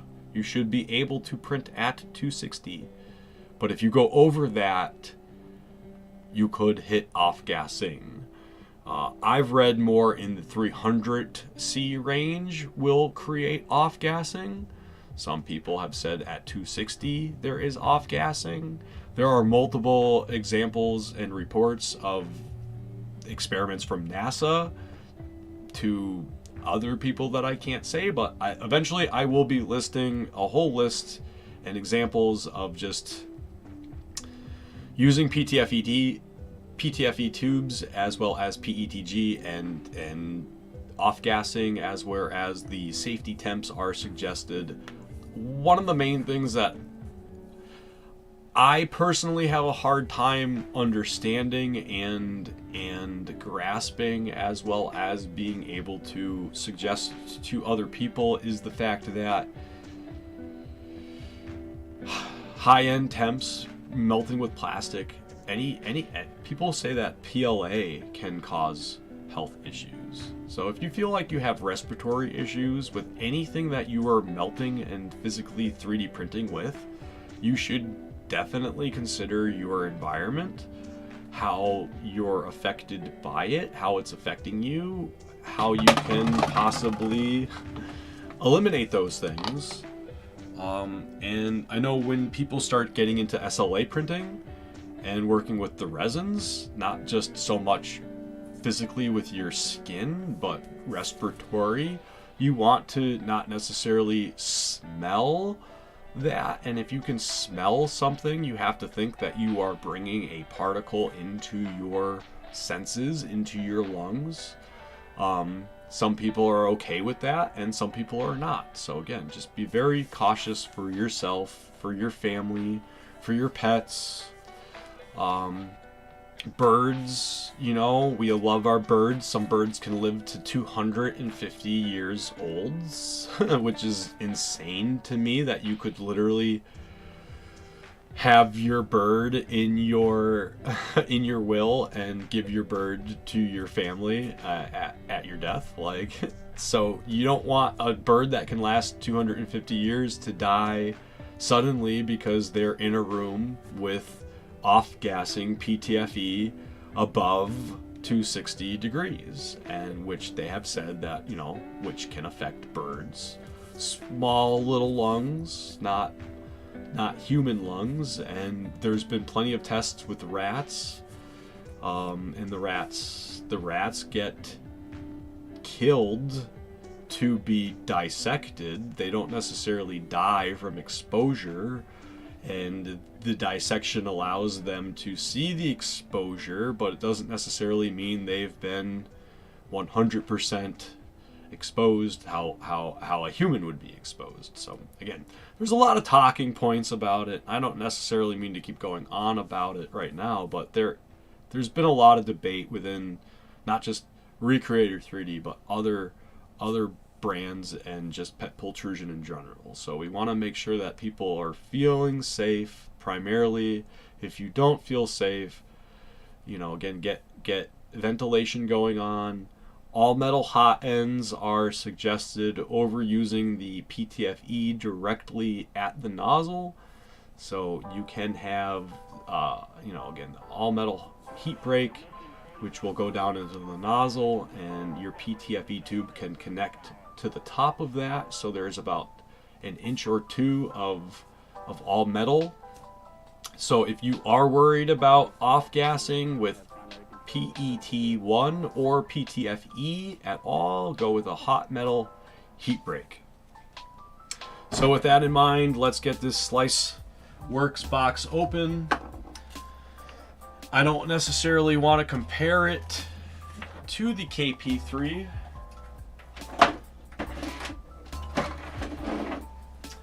But I wanted to have the KP3 around as potential.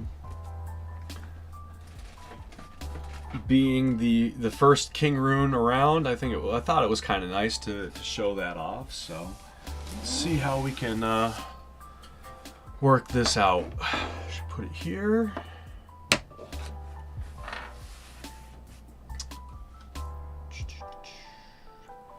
All right, 3 concurrent viewers. Let me know what's going on.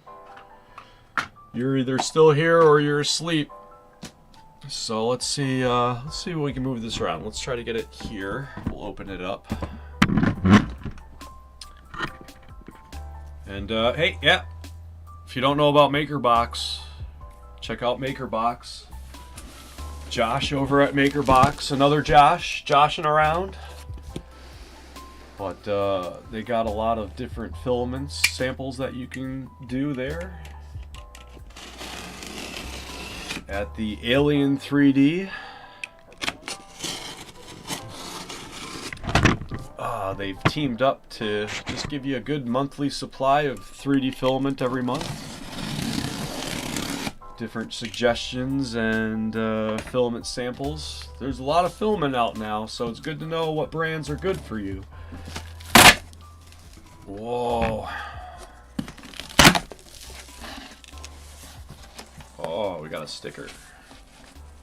All right, I like my stickers. I was gonna try to make a sticker wall. I think some people got sticker walls. Thought it was kind of fun after Earth. I had a lot of stickers, but I still haven't even gone through half of my Earth swag.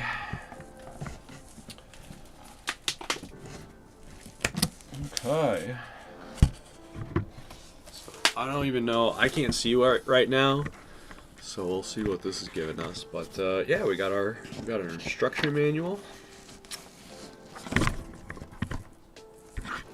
The instruction manual for the KP3S Pro, not the S1, but again the S1 is bringing in, to my knowledge, a linear rail on the Z, as well as the Y, and the X has it already, just within the KP3S. So I think the KP3S also has it on the Z, but I know specifically that the S1 is bringing it onto the Y, onto the bed. So yeah, I'm rather excited about that. So yeah, we'll figure that. So yeah, our manual is looking rather nice.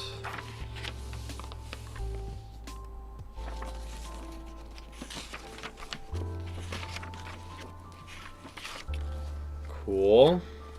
Standard manual. You know, you don't really get a manual anymore. Like, it's usually on your SD card, so it's nice to actually get a pamphlet, actual physically printed manual.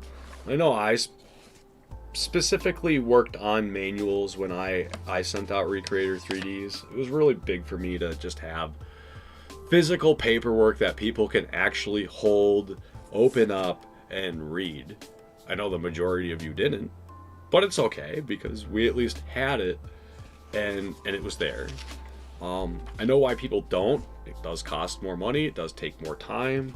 But I think it's just nice to actually have something that you know, might end up in your drawer, and you might not ever read it again, but you might. You might. And that 1% chance, I think it's nice to actually have physical. Some people like physical. We've gotten to a point where physical and media and digital has kind of like taken over. So one of the next things in the box is the Dear SliceWorks customer, your order contains a yellow ribbon keychain, and the yellow ribbon keychain was conceived by Abby Brown, Twitter @AbbyMath, for promoting positive mental health, suicide prevention awareness, and to raise donation towards the American Foundation for Suicide Prevention, and to promote awareness through 3D printing community.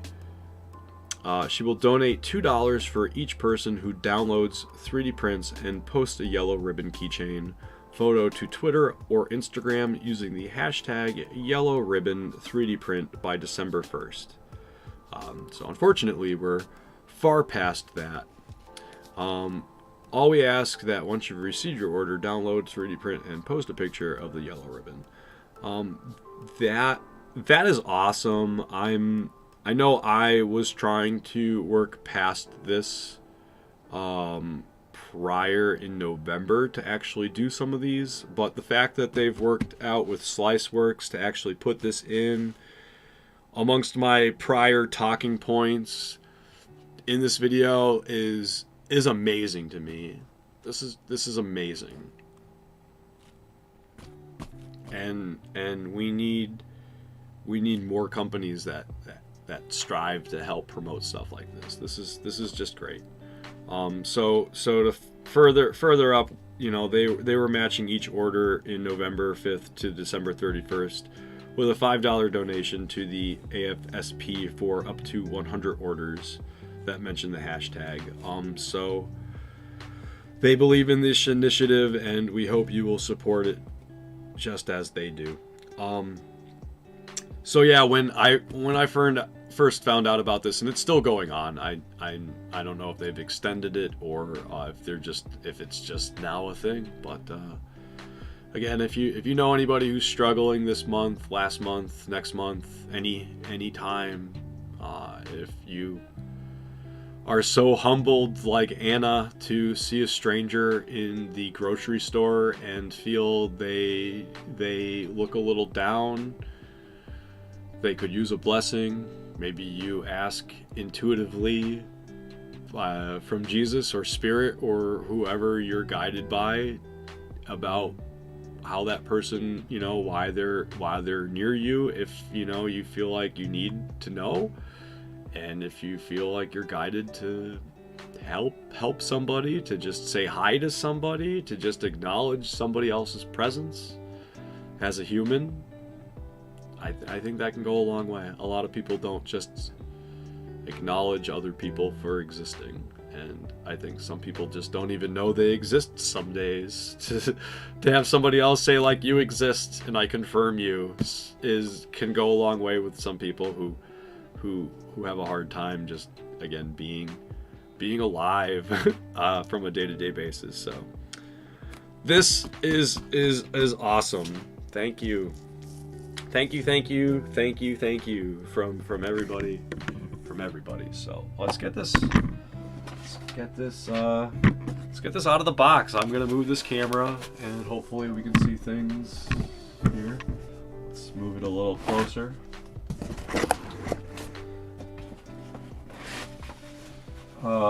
Toolbox, I'm sure, spare parts. We got our random stuff that we've always got in here.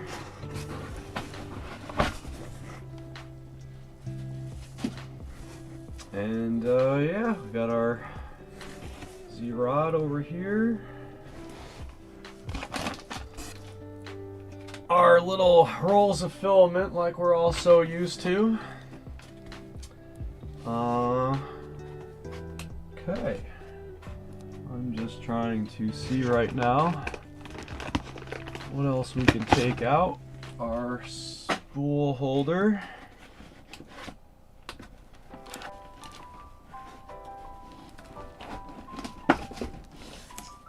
We are attached here, so we want to be taking a couple parts out at the same time, especially if you are on video camera trying to do two things at once.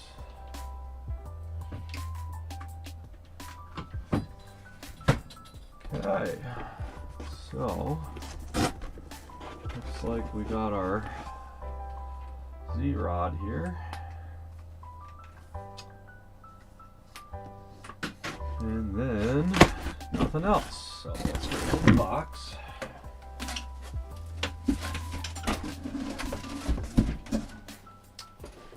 Wow, it's so empty. Whoa. But did you know about aviation gin? Because I did, you know, because Ryan Reynolds tells everybody about aviation gin. But it's actually really smooth, quite nice. And not too many people are gin drinkers, but if you're into gin, it's not a sapphire.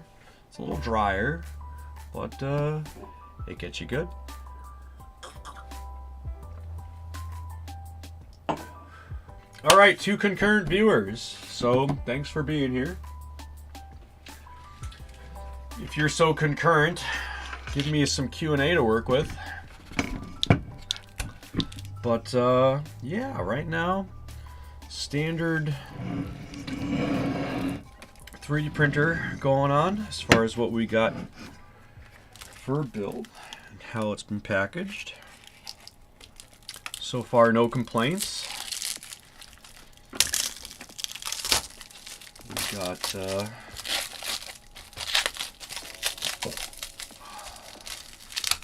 little cellophane here holding everything together in place, which is always a little extra nice outside of the foam that they've provided us. And like anything else, which amongst all the repairs and stuff that I've taken in from Amazon for returns, the one thing people don't do is just take off the protective sheet. This little thing right here. Just take that off. It goes away real quick. And so that is a lot of people don't remove that from the actual glass build and then print on it. That blows my mind, and it's okay. I can accept it. I can accept this one.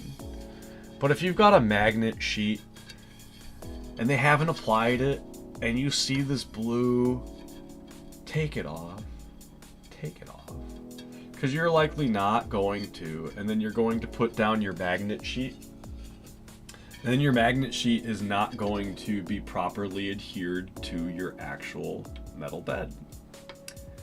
And it's just discouraging. It's discouraging to get a more or less operable machine returned from Amazon and knowing somebody was like 90% there. They, again, like I striving for 90%. They were 90% there, but they were a little apprehensive with learning or couldn't just get past a certain thing. And so I can't even get this damn stuff off, let alone tell you to get it off. So one of the learning things though about this stuff is the fact that if this is coming off right for you and you don't even know that it's a thing to come off, wow guys, this is on there strong.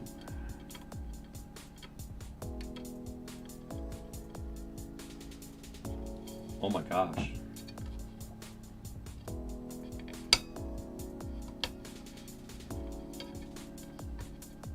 Okay, there we go. We got it.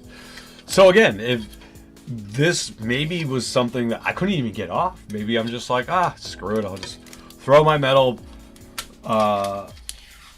release magnet plate on there and call it a day. And over time, this is going to get hot and it's going to release itself. And then maybe your magnet sheet starts to bow or isn't 100% flat. And now you're discouraged. This piece of crap printer isn't working how it should be working. And you're a new printer. You might not exactly know how it should be working Other than the fact that it should just print. It's a 3D printer, print. So a lot of people don't want to get into the nitty-gritty of like how to make it print. Why should it print? Should I level this and should I level that? And so we have a beefier Z trigger going on here from the KP3. This looks like we can actually use a screwdriver on it, a flathead screwdriver, whereas the KP3 had a finger nut, which was a little rough moving around depending on the tendency of it. So SliceWorks did inform me that I should look inside the spare part box and I should be able to find one, their awesome Strive initiative for the yellow keychain. I thought I would have to 3D print one of these, but I'm rather excited to see that they've included a 3D printed version of it.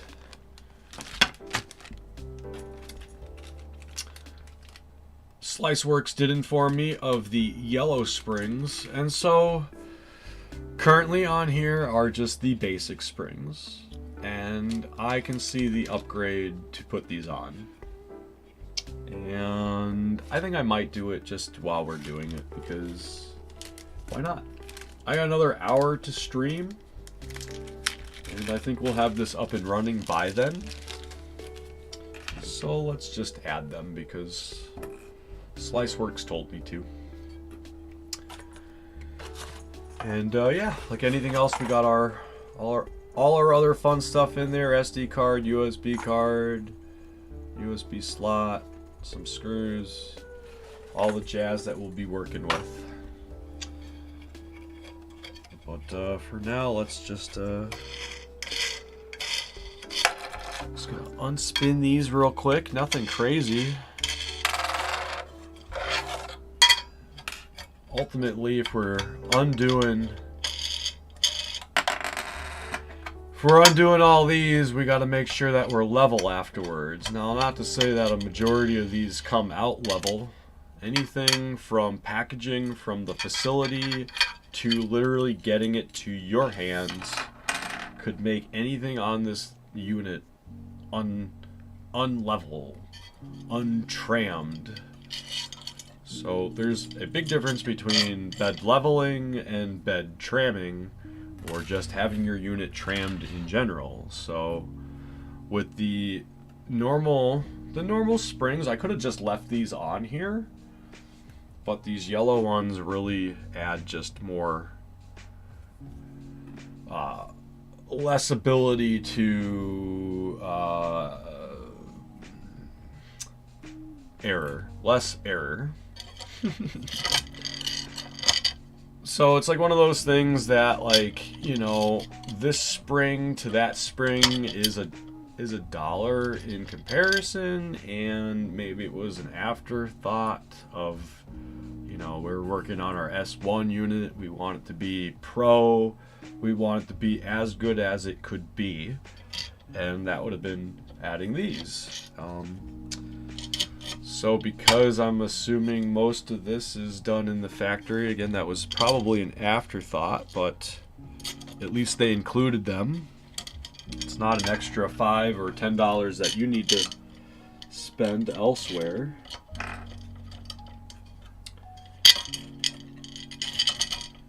And it's not a hard thing to add.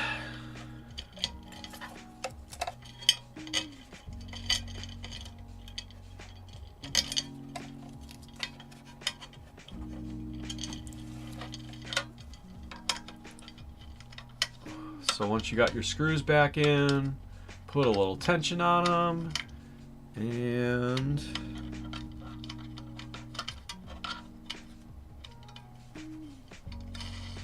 get your gears turned back on.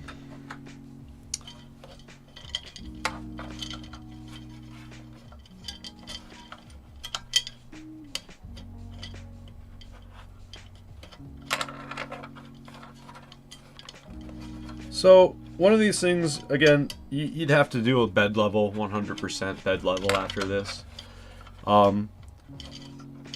You should be doing all that outside of the box anyway.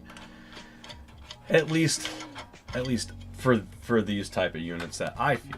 And again, this is 250, I believe 250 standard, even though it kind of looked like it was on sale from 350. Where are we at, SliceWorks? I never even really finished the description of all this, so we were at 350, which looks like it has been brought down to 250, which is where I would consider this overall. I don't think I personally would be spending 350 on this, but you do see that price primarily for, I would say, the linear rails that are being added to this. So again, I got the KP3 for 150 on the last end of its life cycle as far as how it was being produced. I literally think I got the last one on eBay before they switched over to the KP3S. And then the KP3S, I believe, became the Pro, which eliminated the external power supply into the internal power supply. Okay, so those are installed and kind of feeling tight. And I can feel the screw about a 1/16 of an inch protruding from the knob.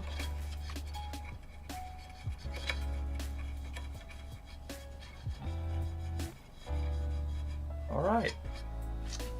So that feels good as far as how it should. And so somebody put these on like this today, and then that I saw, but standard people are usually using their clips front and back. So we're just gonna stick with that for now. One thing I like to do is just make sure, like, just to see how the power supply, not the power supply, but the power is going into the actual bed. So let's see, can we show that at all? Here, there, you can kind of see it. Let's see, we can do that. And we can kind of see it in there right now. So if you see on this camera, we've got actually like a mounting system that holds the wire in place, which is super nice. And then I just like to make sure that my soldering on my beds are looking good and professional. And if they're not, that should definitely be the first thing that should work to go back in the box as far as I'm concerned. I've seen so many bad welding on beds and where they go electronically, where if it doesn't look good and clean and again has like actual like bracing to hold your wire in place, nope. So this is looking super good in that respect, because we're gonna have these moving back and forth, and so you're always going to have wear and tear eventually on these wires. So if a company can actually like stop that from happening first and foremost before it goes to anybody, A+.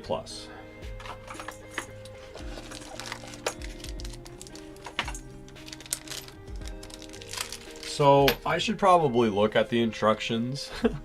Like anything else, I think a lot of us get overzealous and excited when we're working on new printers, and maybe it's not our first printer, it's not our first show at the rodeo, so we think we know what we're doing, and maybe we do, but maybe we don't, because maybe there's a different thing that has been established for this type of printer as opposed to another type of printer, but our operational interface looks standard.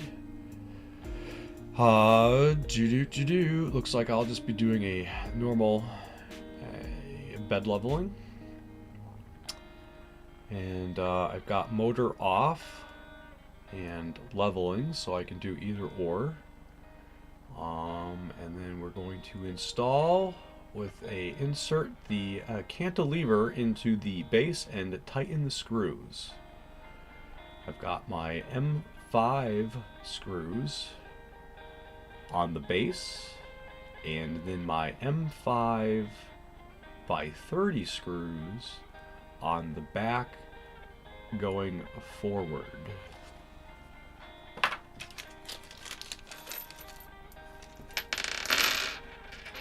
So they gave me maybe an extra M3? I don't know. But we got two, and that's what's needed first and foremost. And so ultimately, out of the box, we're just putting the Z upright, wiggling that into our base. Going to just let this drop and do its thing there.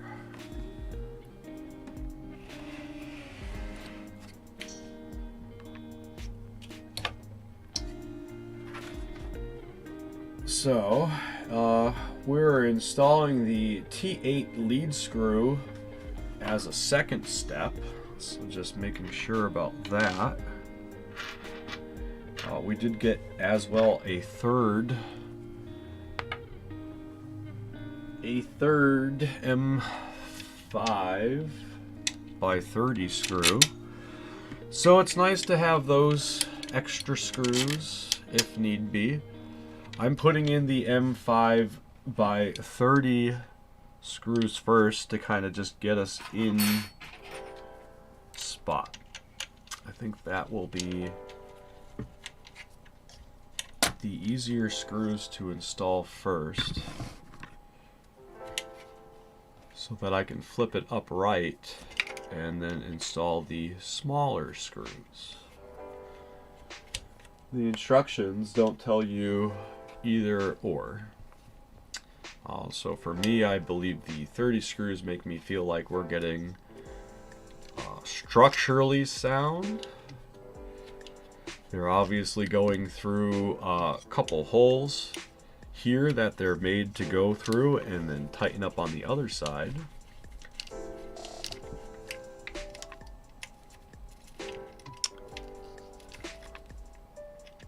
And they do get tight.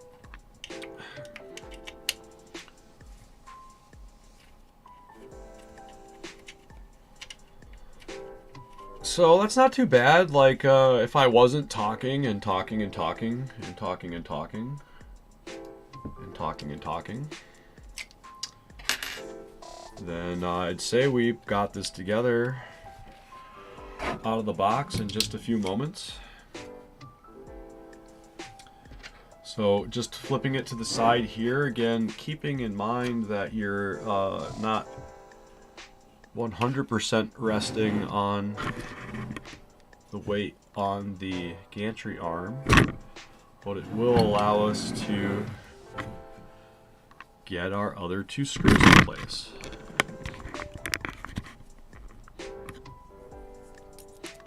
Which are here and here.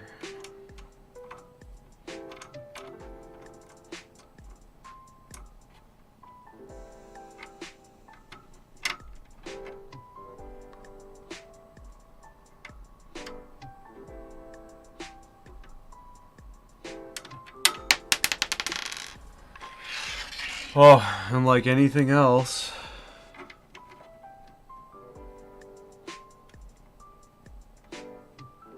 it takes a little finessing. I think I'm going to backtrack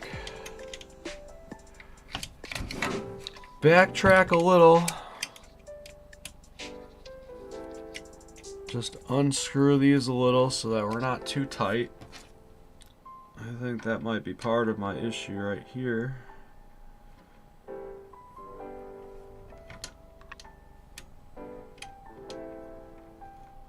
Getting the bottom screws in, which now they're going in all right.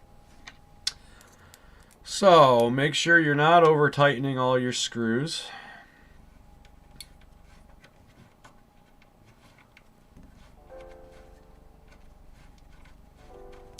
Until they're all set in place, and then you can over tighten them. And that way everything's together. Otherwise you'll probably be a little frustrated. Why won't this screw go in place?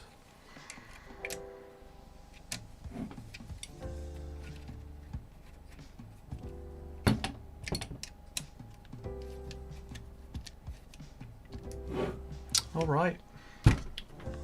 Cool. So that's not too bad. 4 screws and you're up and running with your Z upright and gantry. Step 2 was to install our lead screw. So take that tape off and go down center here. Raise that up a little, screw that down.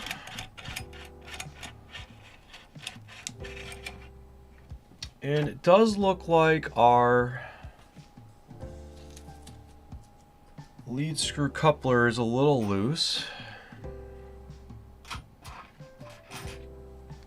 We want that to be a little loose, but I don't want it to be this loose.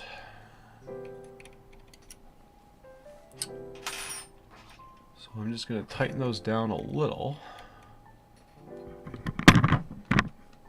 These little guys. So again, those were... You want these a little loose, but you don't want them super loose. So they've got like a lock nut washer on it to begin with. So I would just get it to the point where it's kind of locking, but not fully locked.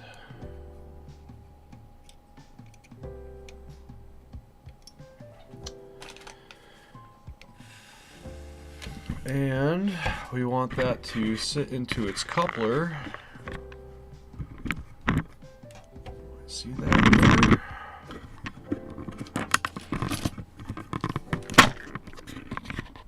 There we go.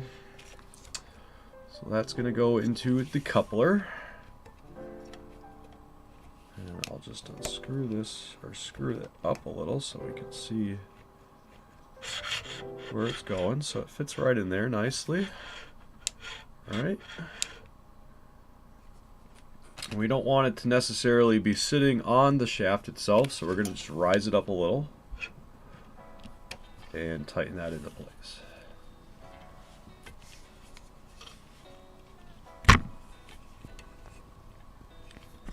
Okay. Alright. I'm going to just take a quick break, and I will be right back in momentarily.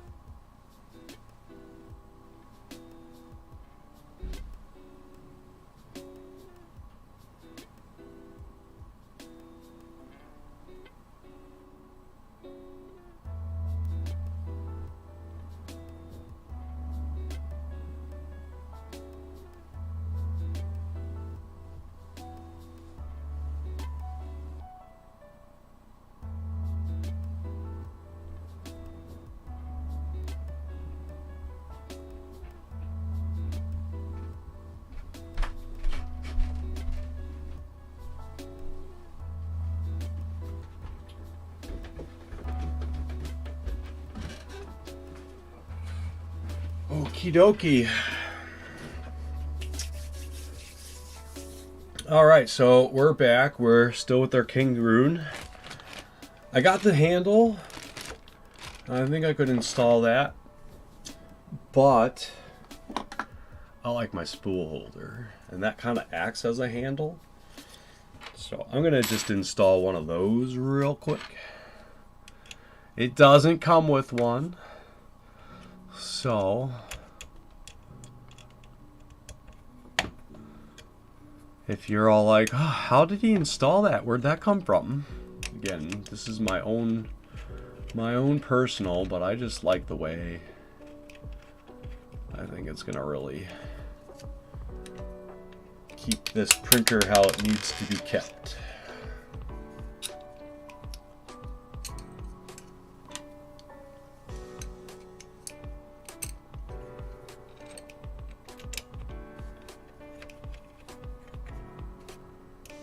And depends on like how you've got this, how you're going to be setting it up. I've got my Kingroon KP3 just off to the side, and so ultimately if I had a top like this, it'd be perfect. Right now I'd have to actually like get in and set the screw holes on the KP3, so it's nice that this just has its just standard, and I can do my thing. All right, so everything's moving good. Take this little guy off the screen.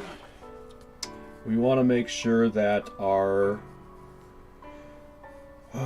palm wheels on our bed are good, but because we are on linear rails, we have no palm wheels, so those aren't needed within our instructions for our S1 unit. So we want to make sure our power supply switch is for our proper voltage. We always want to make sure that. So we are at 115 for the USA. You'd be at 230 in Europe or otherwise. So we're going to be just going to our leveling. So I already have a power cord set up here.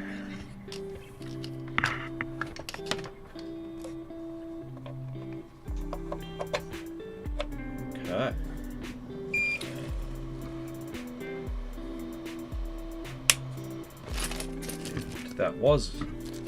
That was on, but let's switch it off just for a moment. Let's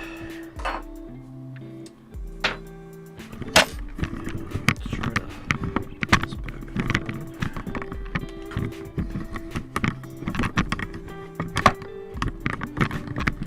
Sorry, while I work out my cameras, I'm still trying to find out the best method for this. Let's push this back a little. See if we can see the screen. There we go. There we go.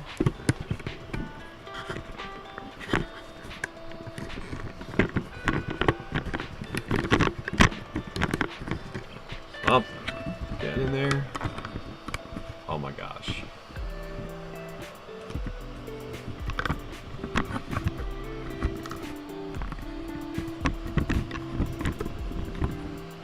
There we go. There we go. There she said. Okay. See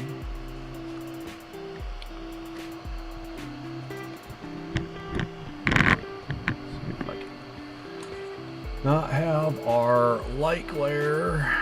Where's that coming from, right? From the camera itself.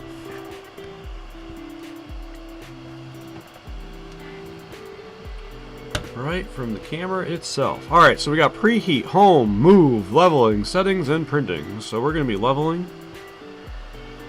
And we're going to bring it to 0.1. Okay, we're moving. Things are moving.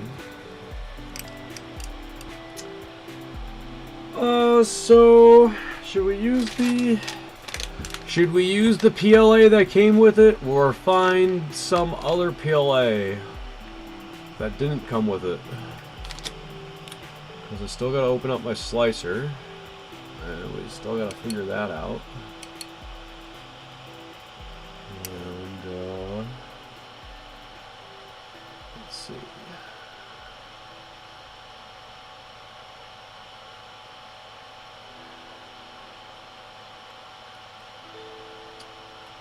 Alright, let's not worry about that for now. So, that leveled itself.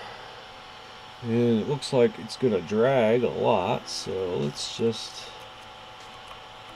get our nozzle away from our bed.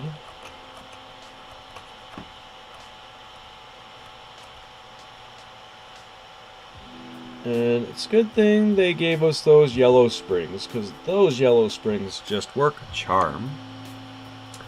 I'm just eyeballing my nozzle right now. I'm not doing paper method.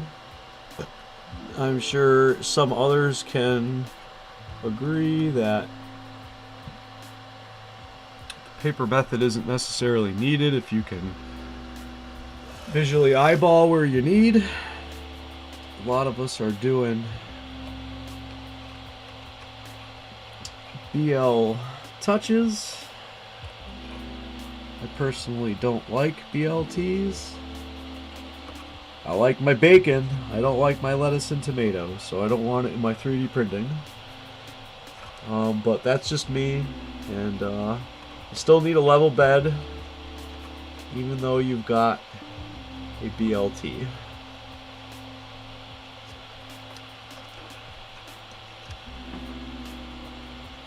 So it's good to have your level bed so that your BLT is working good.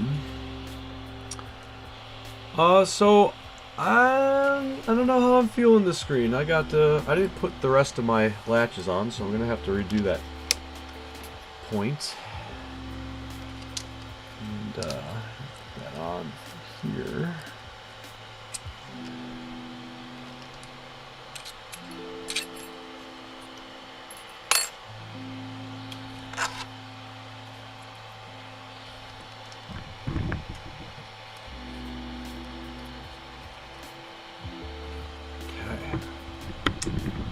So let's do 0.4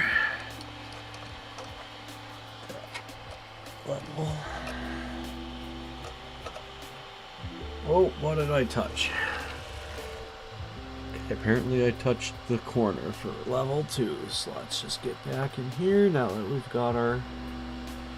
Let's go back to 0.3.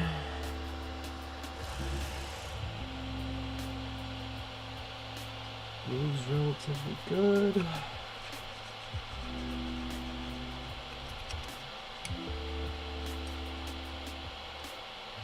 Okay, 0.4.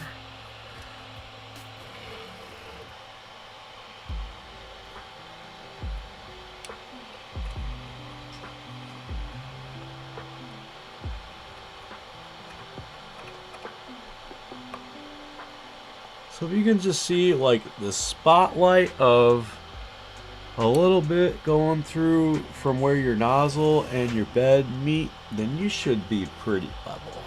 You just want it to be a smidge. You just want to be able to just see it. So I got that pretty level just by eyeballing it, but I like to just run 4 corner squares anyways. So just home all, and we're at a 200 by 200 by 200, and I'm just going to assume that we don't have a profile. I'm just going to use my KP3S profile as it is. Let's change it out. Let's add a printer. I'm just going to use Cure real quick.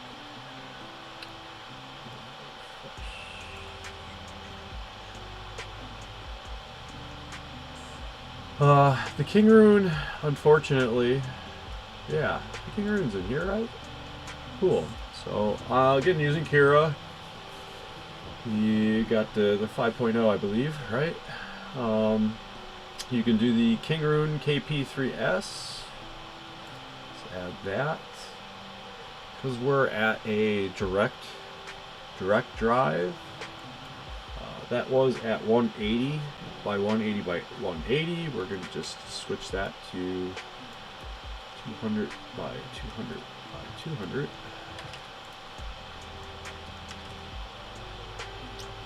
And yeah.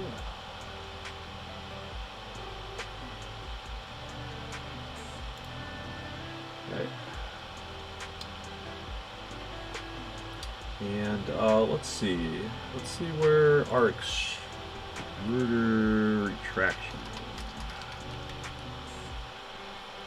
retraction distance at 1, so that should be good. I was probably gonna aim it more around like 2, 180, 1.8, 2.10, but we'll just stick with the 1 because it's in there. And I'm gonna just load up some bed leveling squares that I've got for my calibration.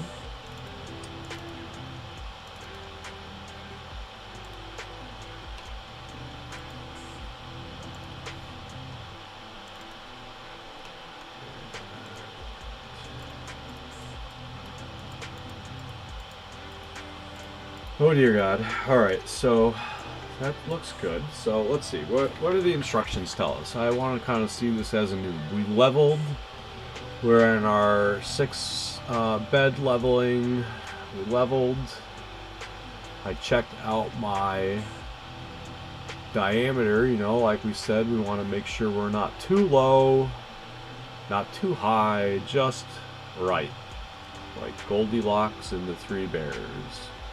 So we want to preheat our filament to 180 and get that loaded. Press and hold the extruder handle and insert the filament into the extruder until it extrudes from the nozzle. So let's get that going. I've probably jumped the instructions as far as the slicer, but I'm totally stoked to know that Ultimate Akira has the Kingroon KP3S already in there, which is super nice because this is pretty much already that unit, but sounds like slightly larger. So I'm just going to slice this real quick and grab some filament.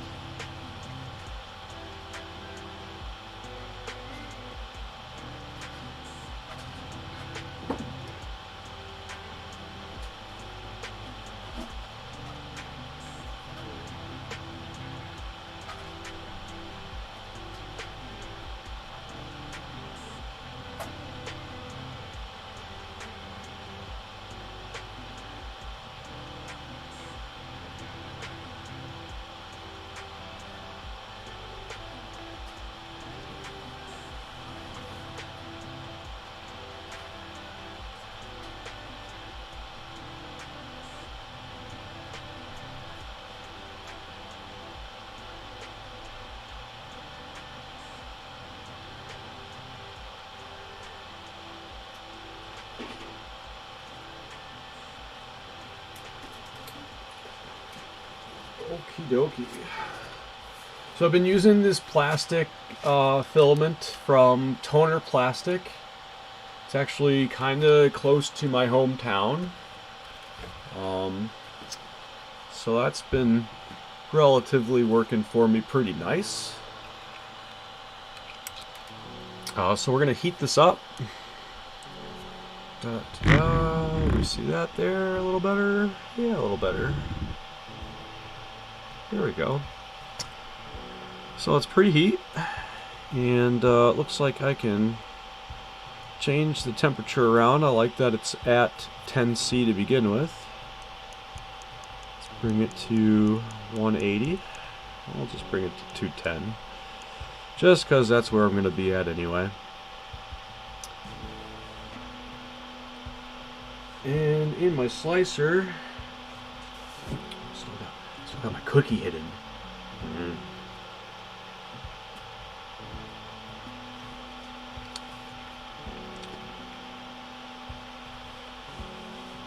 So on my slicer, I got my 0.4 nozzle and my generic PLA.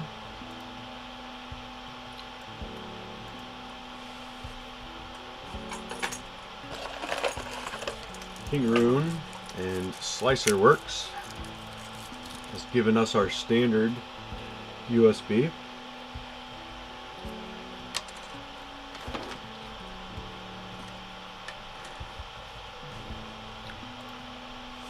And inside that comes with our software drivers, our software, our STLs, our user manual, and it comes with a bunch of G-codes for pre-sliced models. But we're not going to use any of those, so we're just going to put in our new slice.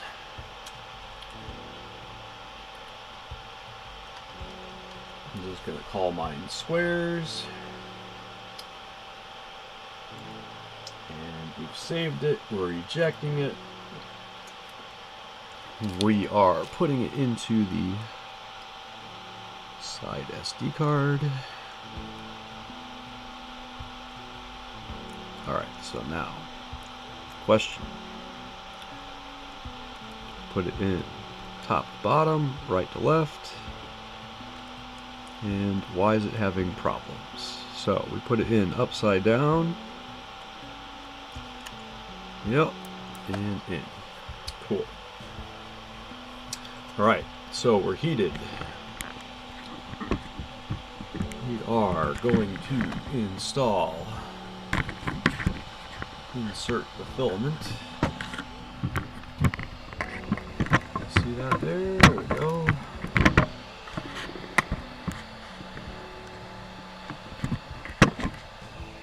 Cool. Nothing complicated, right? Let's just make sure we're cut a little good for tapered edges, which helps us get down into our extruder. Which way are we looking?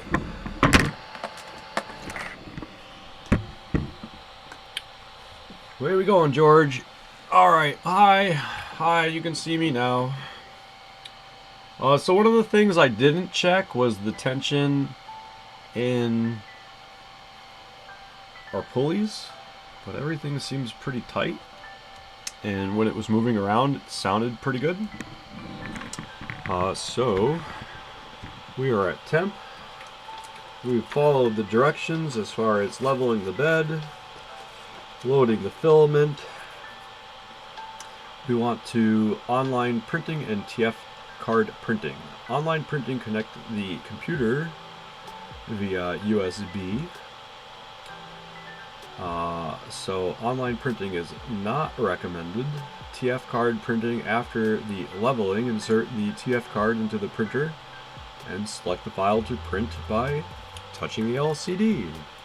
So we're gonna close. Close will shut us off for our temp because we are loaded. And then we can do our printing. And because Kingroon's printers seem to go to the very end for our latest file, which isn't necessarily correct here, but we're going to go to squares and confirm. And this will just pretty much give me my 4 corner squares to let me know that my bed leveling is done correctly. So it does talk about installing Cura, which I've already had installed. I'm assuming it looks like 4.8 is the latest install that they've included, but it probably already has the KP3S included. It's nice in general that they've just got it there, which they do in the instructions. It does show 180 by 180 by 180.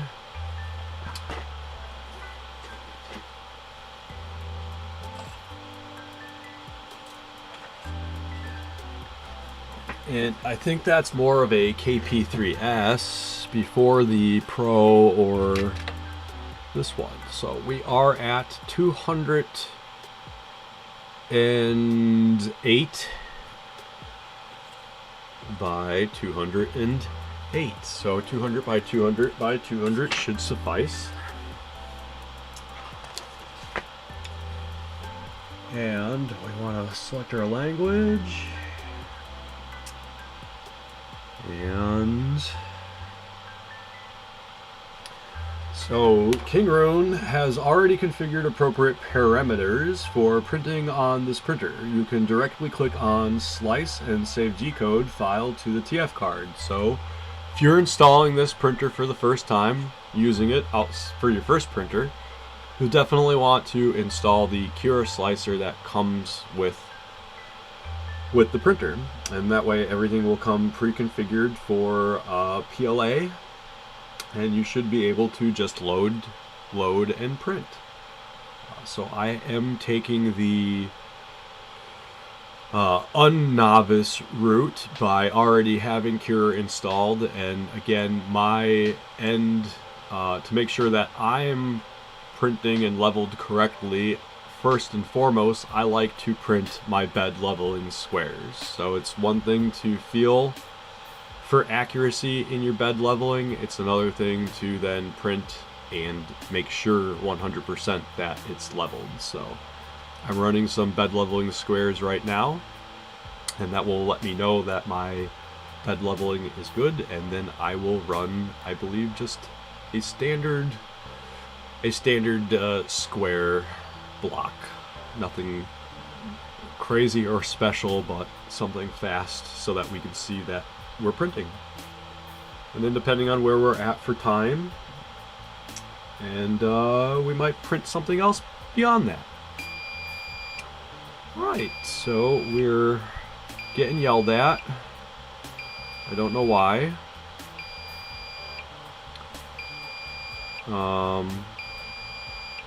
This is new. I don't like being yelled at by my printer. I don't know why. I think maybe that was just the temp. Seemed like it started doing that around like 1:30. So maybe that is a indication that our printer is starting to get to temp and will start to print. I can only assume.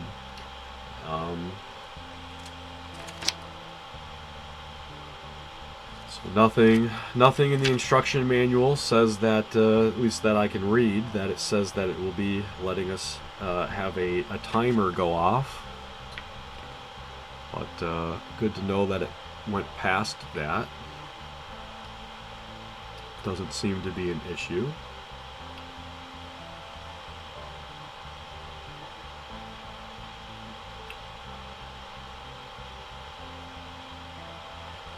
Okay, yeah, so we're at almost 200. Gonna be getting to 210, I believe I said it at.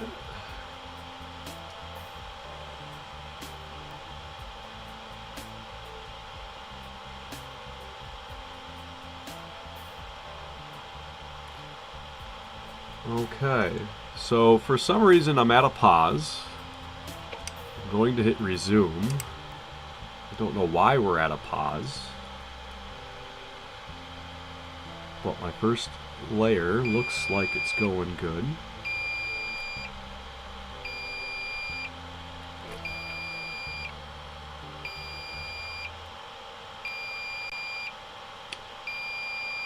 Seems I got another pause going on for some reason.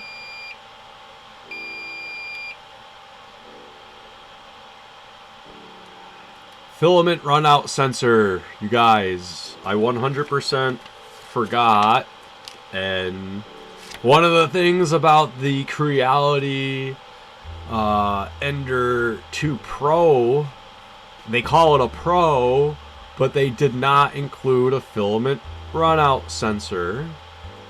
So this is paused, and now with the warning allowed me to know that I've installed the filament directly into the unit without going into the filament runout sensor right here.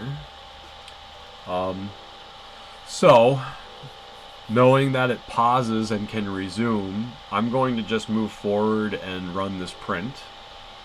But knowing that it will go into the filament runout sensor for the future to not give me a warning or pause to be resumed is good to know. Ultimately, while I'm thinking about it, because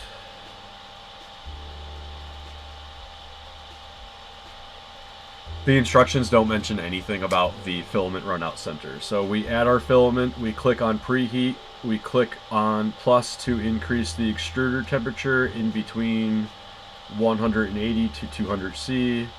We press and hold the extruder handle, and we insert the filament into the extruder until it extrudes out from the nozzle. So again, filament runout sensor, I would not have run into any of this, but we're gonna hit pause from resume. I think it still wants us to know that our filament sensor is not going, so we're gonna just stop this real quick. And I'm going to pull this out. Cut off my little edge here and get us loaded properly.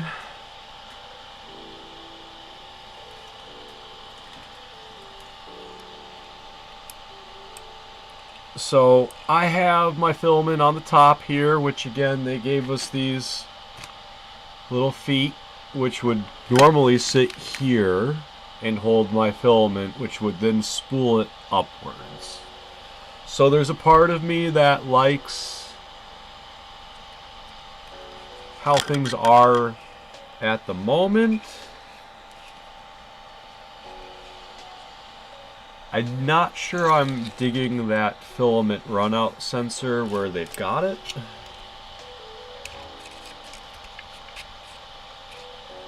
I feel like there's going to be a lot of drag.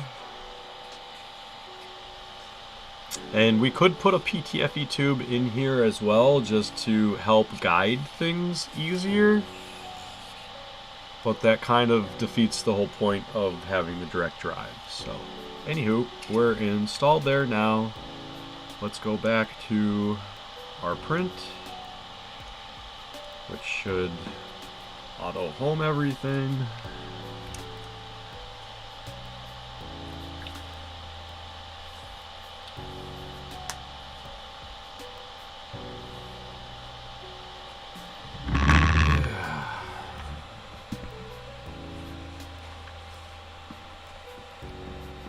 So overall right now, just from where I'm working at, you know, this isn't printed yet, but I'm okay with the screen. I didn't know if I'd be okay with the screen, but the bed just comes to the right enough where the screen is still able to be touched, even if you're like reaching over the bed. So I wasn't sure how I was going to feel about the touch screen being this size, but it actually feels pretty okay. Whoa. And exactly what just happened, well, I thought it was going to happen. Maybe that wasn't in there as good as it could have been. Let's see. Yeah, that's no good. I think I got this in wrong, maybe? Again, they don't tell you how to do it, so this is kind of nice just playing around with it and seeing how things are going to go. It looks to be like I want it to go up this way. The fact that it came out, though, it leads me to some worries. So let's as they suggest to be used, use it. So let's take this off.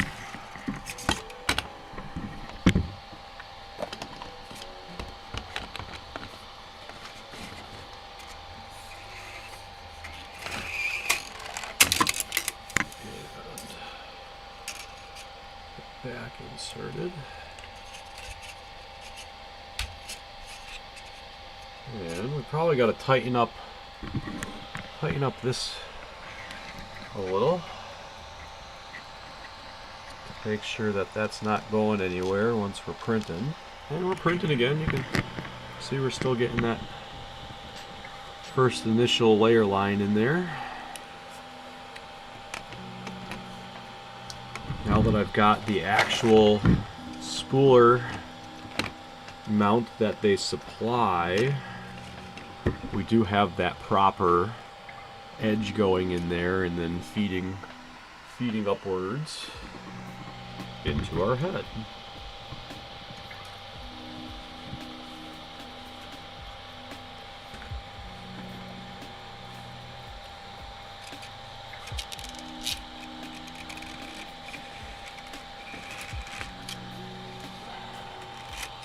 So the one thing I'm not digging is this does feel tight going into that filament runout sensor down in this area. Typically you can have them hanging from the top here.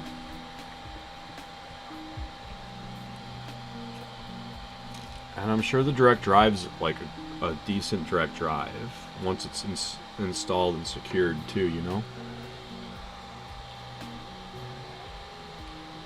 But you can see, like, I tend to always try to remember to lift my nozzle a little higher than how it is for the most part. You can see I got a little nozzle drag here. I tend to always screw up my glass beds a little with my first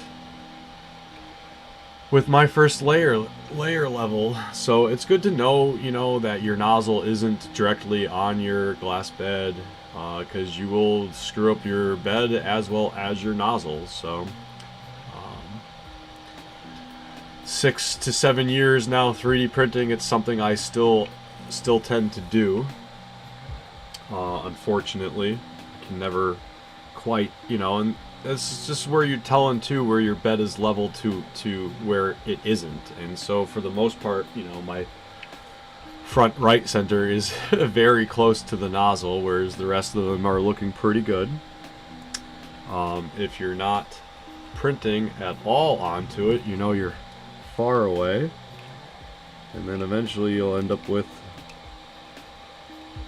some nozzle drag and then nothing going on. So I tend to use my first layer, how I'm doing it with my bed corners,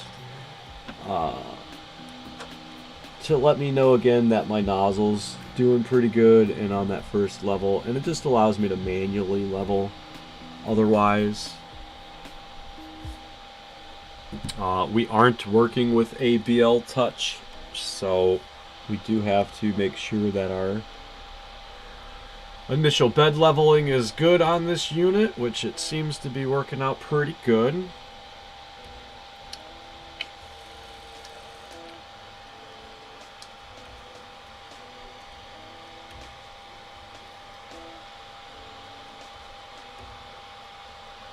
I'm having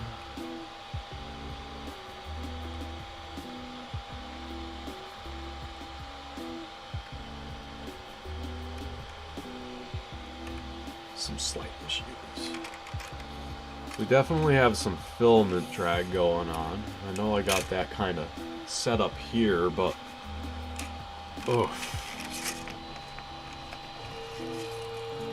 I'm not a fan. I'm not a fan of how this filament sensor is over here and the restrictions it seems to have otherwise.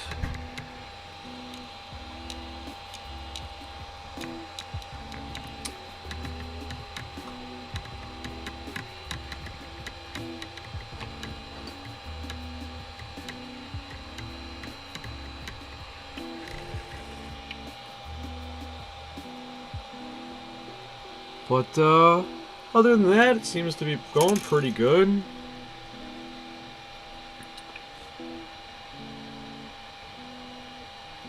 The one thing I saw other people when they were streaming was the power switch is in the front, which it's all right. I kind of like to have the power switch in the front, but I'd much rather it in the back. I'm okay with reaching around like this, and this is typically where the power button should go.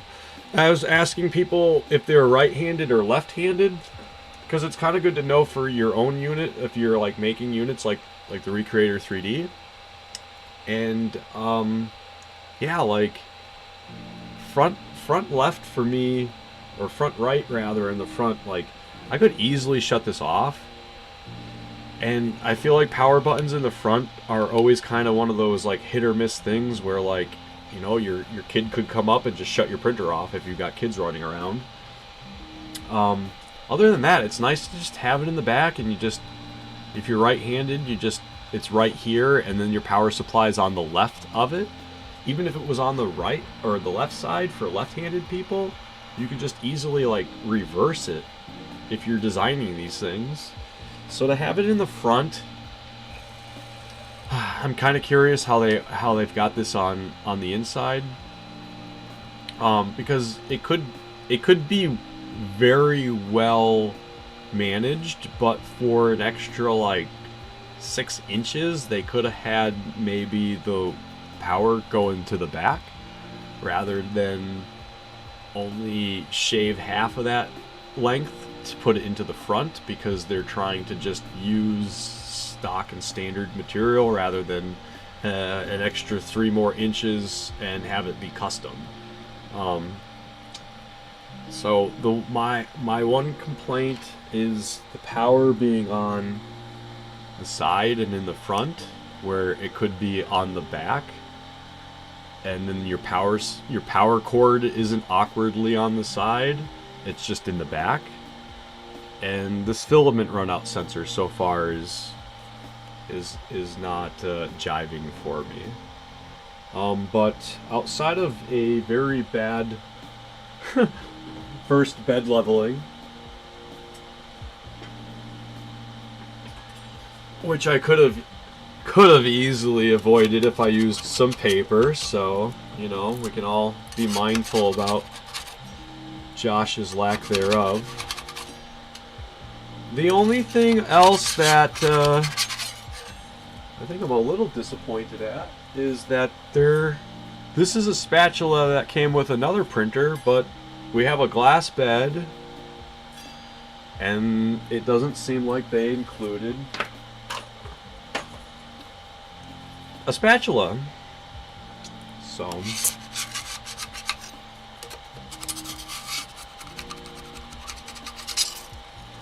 my first bed leveling is horrible, and it's like totally put in my first almost official branding of the glass, but it did pretty all right. It's just need to rerun it.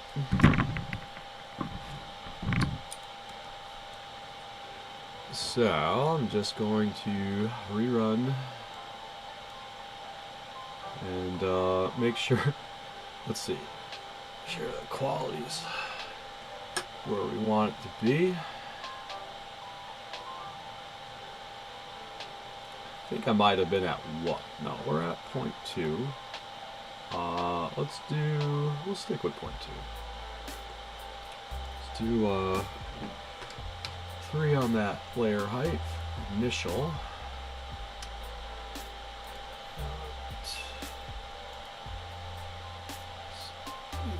To disk.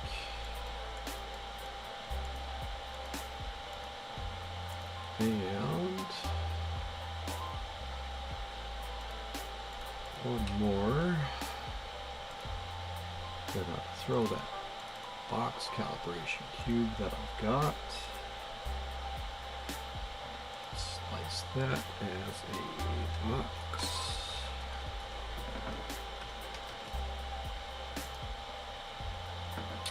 Alright.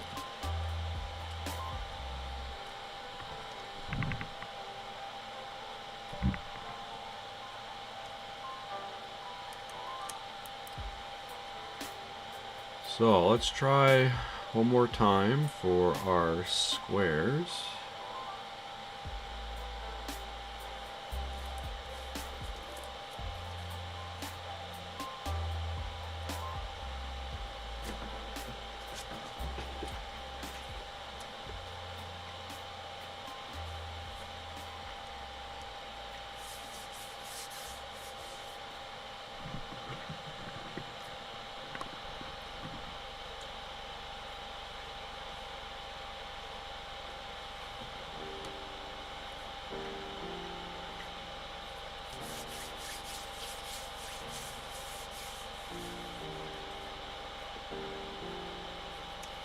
Alright, well, this is warming up. We're going to be running our squares one more time, and then I've got a little calibration box that I like to run. Only takes about 15 minutes. Usually lets me know that my printer's good. So yeah, again, I want to thank SliceWorks. SliceWorks with an X.com. You can hit up that QR code up at the top, and that'll bring you right to being able to purchase a Kingroon KP3S Pro S1 edition. And yeah, so far I'm digging again that the fact that it has an internal power supply is my #1 thing that I'm really happy with. I added this to the top because I thought it would work a little better, and if we weren't working with the filament runout sensor, that would be the case. But using the filament runout sensor, we definitely want to have this spooler in here that they include, because it does go down and up for the filament runout sensor. So it's the one thing right now that I'm a little about. And maybe my bed leveling a little more, but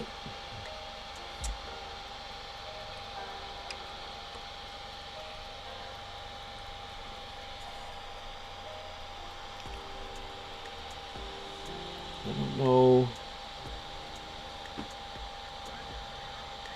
I feel like this has now done 2 homes and is slightly off from one to another, but that could just be me.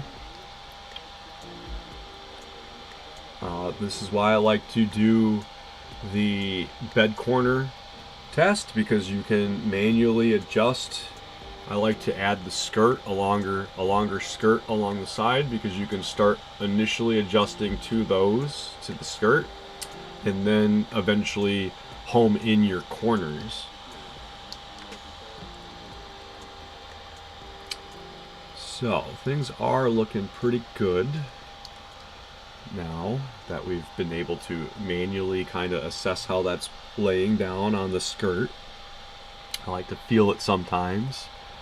You can take your nail as well, and if your nail is taking it up, you know the nozzle is too far away, and if you'll know your nozzle is too close when you're branding your bed, unfortunately. But you want to have maybe like half a 16th, like 1/32, depending on how you're, put your slicer settings in. I'm rather happy with where my leveling is right now.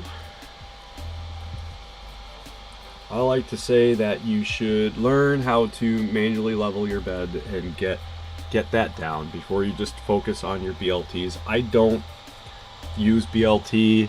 I probably should, being on the year that I'm on within 3D printing, but I personally like to know that I've got a manually level bed and that things are working for me perfectly otherwise.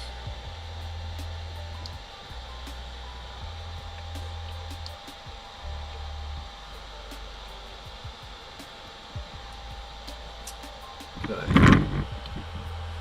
So again, we're just running our 4 corners. I'm so apprehensive to touch the front of this unit, because that's where the power button is, it would be so much less nerve-wracking to just have it on the back. So I'm rather curious how the internal is. I'm assuming the power supply is on the right here, and the board is likely around here, and they probably have the main connectors here, and to save on time and space they just have maybe like an inch or two of wires going right from the power connector to the power to the board, rather than fishtailing it from the back into the front with another 8 inches of power wire. I would have rather another 8 inches of power wire so that I could power on in the back, but the unit's already at 250, including linear rails, a filament runout sensor. One of my main complaints with the Ender 2 Pro is the fact that it doesn't come with the filament runout sensor. I personally think it's like a $5 item, but it tends to be more of like a $15 to $20 item when everything is said and done with what's included. So for a company that's trying to save $15 on a 10,000 unit run, that's a lot of money that could go towards the next run, or to just sustain your business for the year amongst your employees. So when we question, like, why didn't you just put in a filament runout sensor? This is a pro model. Well, you would have been charged another $15 to $20. So if you're trying to gauge the $170 Ender 2 Pro at under $200, at under $199 and $180, that's how you do it. You shave off $10 and $20 here and there where you might not think it's necessarily viable. But again, to call a unit a pro unit, as well as to give these smaller units to people who are limited in their resources as well as filament, they might be using smaller rolls of filament to feed these units. So it's good to have a filament runout sensor. You might not have a weight to weigh your filament, or you might not have an extra roll to tear your filament to weigh it properly. So you want to just have that $15 to $20 spare option that should come standard on most printers. So it's nice that this has it. My squares are looking pretty hot, if I do say so myself. Just a small tweak here or there, which I'm not going to bother to run another test. We're just gonna do our box. So let's just home it and then print our calibration box.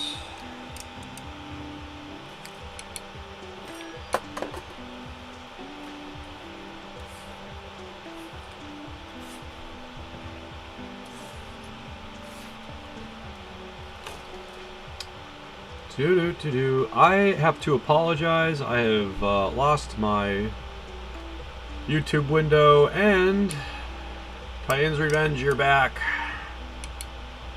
Thank you for the comments, and a bunch of other people I'm seeing. Thank you for being here. I'm sorry I have ignored the comments. You want to try to get a beep error if you try to print. So, yep. This is what happens when you don't pay attention to the comments and you're just doing your own thing, not reading the chat. So thank you for my senior 3D printers who have already had this 3D printing for them, and coming to the conclusions that I've already come to, or that you've already come to. So thanks again for being here, Titan. My apologies for shortcoming the chats. I'm sure you, of all people, know how that can be a challenge to some of us.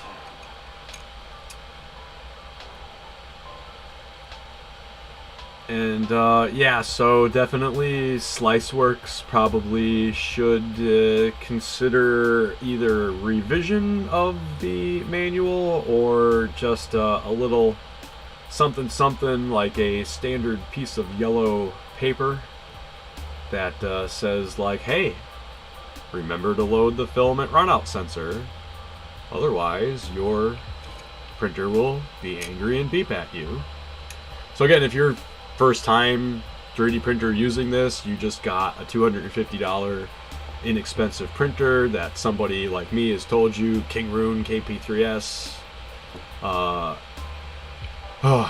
Pro S1 is the printer to go with, but you're reading the instruction manual that literally says nothing about the filament runout sensor. You're gonna be like, oh my god, I broke my printer, why is it yelling at me? And you're gonna go through your manual and be like, I don't know why it's yelling at me. It doesn't say it anywhere. I only know about the filament runout sensor, and that we ran into that because that's what tends to happen if you don't have it loaded. But if you don't even know what a filament runout sensor is, or that why it would be used, or that it's not going to trigger the unit to be used, so it's good to have these videos, but not too many people are, people don't want to go on YouTube and troubleshoot a printer before they're even taking it out of the box. They want everything in their manual. In the manual, they will likely not even know that a manual exists until they plug in their SD card, of which they will probably still say, "What's a PDF?" And I don't mean to say that the average person doesn't know what a PDF is, but basic people who are getting into 3D printing want a paper printer. That's what it boils down to. They want a paper printer that they can literally install, bring up visually whatever they want to print, and hit print. And they want it physically printed. That's what people expect from printing. And so until 3D printing is literally plug and play, see what I want visually, and print without all the added extra slicers for this brand and this type of filament and so on and forth. And just like everybody knows, PLA for one brand can work great. And then you go to another brand and it can work like garbage. So it's good to know too what brands work for your printer and to stick with them. Otherwise, you can start to get into the slicing setting turmoil where you're like, oh my god, why isn't this, do I need to change my retraction? Do I need to change my temps? Then you get into actually calibrating your printer with temp towers and so on and forth. The average person doesn't want that. That's like getting a 2D printer that you have to calibrate the ink out of the box to get it to print properly. I don't want to calibrate it. If anything, I don't hardly even want to install it. And I got an eco-based 2D printer so that I didn't have to deal with cartridges anymore, and it's been one of the best investments that I've gotten. But it's more prone to layer lines, to having your ink not properly laid down, and then you've got to do a cleaning and a maintenance. So there's still like, you still have to do work with your actual 2D printers for ink. 2D ink printers are only $80, and so the average person who's only going to be doing a year's worth of 3D printing, or 2D printing rather, with ink and paper for $80, they're okay to throw that printer away at the end of the year and buy another one.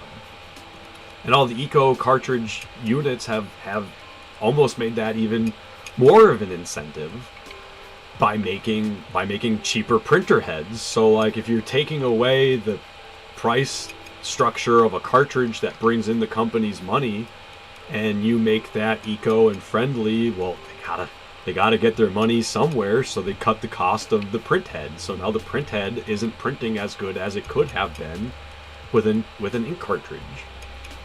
You got to clean it more than you would have. You got to make sure it's loaded, because it doesn't tell you it's necessarily not filled where it needs to be. So, you know, we want these things to be like super easy, but we got to remember too, like, oh yeah, like 2D printing is just as cumbersome, or sometimes just as much of a pain in the ass. But the average consumer, they're okay with dropping $100 and then throwing these things in the garbage a year later after they've gotten their $100 worth. For the average person, $100, that's like a, you know, like a month subscription for some things, for some people. It's a year subscription for other people. I know I would like to drop $100 and get a full year subscription out of something. So for like an Ender 3 or an Ender 2 Pro being 170, this one I would consider the Kingroon KP3S Pro S1 an upgrade to the Ender 2 Pro. Primarily, again, we've got our Y rails. I mean, we've gotten away from the palm rails and gone into the linear rails. That's money right there. We've got 4 rails going on. That's at least like $50 to $100 in comparison to the Ender 2 Pro right off the bat, as well as the filament runout sensor. So I think this is a good unit. That's very much in comparison. They gave us our handle, which, you know, makes it cool. The one thing that the Ender 2 Pro brings in is the side handle for the spooler, which is kind of nice. Still makes it mobile, where you're not now dealing with the fact that you might have a loaded spool and have to take it and go. Because one of this size, people are talking about like getting in your car and being in your car. Maybe you're on a job site or something where maybe you needed to 3D print something real quick. This is the size. This is the size that we want to go with. That would be perfect for your car. It'd be perfect for going into a mobile home, or just being on the road again, like where you just gotta hunker down into a mobile, you know, or a hotel room or something where you've got a little tiny desk. This is perfect for it. So if you've got a handle where you can just grab and go, your filament is also on a spindle that's attached to the unit. You can just grab and go. So the Ender 2 Pro is one of my main grab and go concepts. With the Kingroon KP3, I couldn't just grab and go because of the external power supply. I always had to worry about grabbing that as well as the roll of filament. So to see these units getting smaller and smaller and able to hold the filament, have a handle to hold the unit, having the Z structure and support actually robust enough where it doesn't mess up your gantry and your head, so that you're not constantly re-leveling this every time you pick up and go. These really make a great grab and go units. So right now I'm impressed. My cube is looking pretty good. I'm really loving the filament that I've been getting from Toner Plastics. So looking forward to that. Yeah, so if anything, if I had to say anything off the top of my head as far as my impressions go, I give this a 90 to 95%. I wouldn't give it an A. I wouldn't give it an A plus. Again, I've got holdups on the power cord and power switch being in the front and on the front right. I feel it could have been on the back right, allowing the power cord to go fully out in the back. I'm apprehensive a little about where the filament runout sensor is, as far as our ability to have filament wherever we want. So obviously I showed that I wanted it on the top and to just load it directly in. So we should be able to bypass our filament runout sensor in our settings, which if we wanted to, if you don't necessarily feel you need it, you should be able to. But I know I personally will be looking into, you can see that this has got a lot of strain, which was only going to cause I don't care how strong the BMG extruder is on this, you're going to end up having restriction flows in your filament. So that could definitely lead to any kind of layer shifts or anything in your print. So I know I'll be working on trying to find out a solution for this, because I'm rather impressed with this unit overall. Like, the quality coming off of here is phenomenal, and overall the build design is great. I'd like to start to see more printers with the linear rails, getting away from the palm wheels. A lot of people complain about the palm wheels and if they're bringing in dust, but it's not dust, it's your palm wheels being too tight and literally breaking down amongst operation movement. It might be a collection of some dust if your area is that dusty and dirty, but your palm wheels are literally degrading from motion and constant friction because they're too tight, and that's it.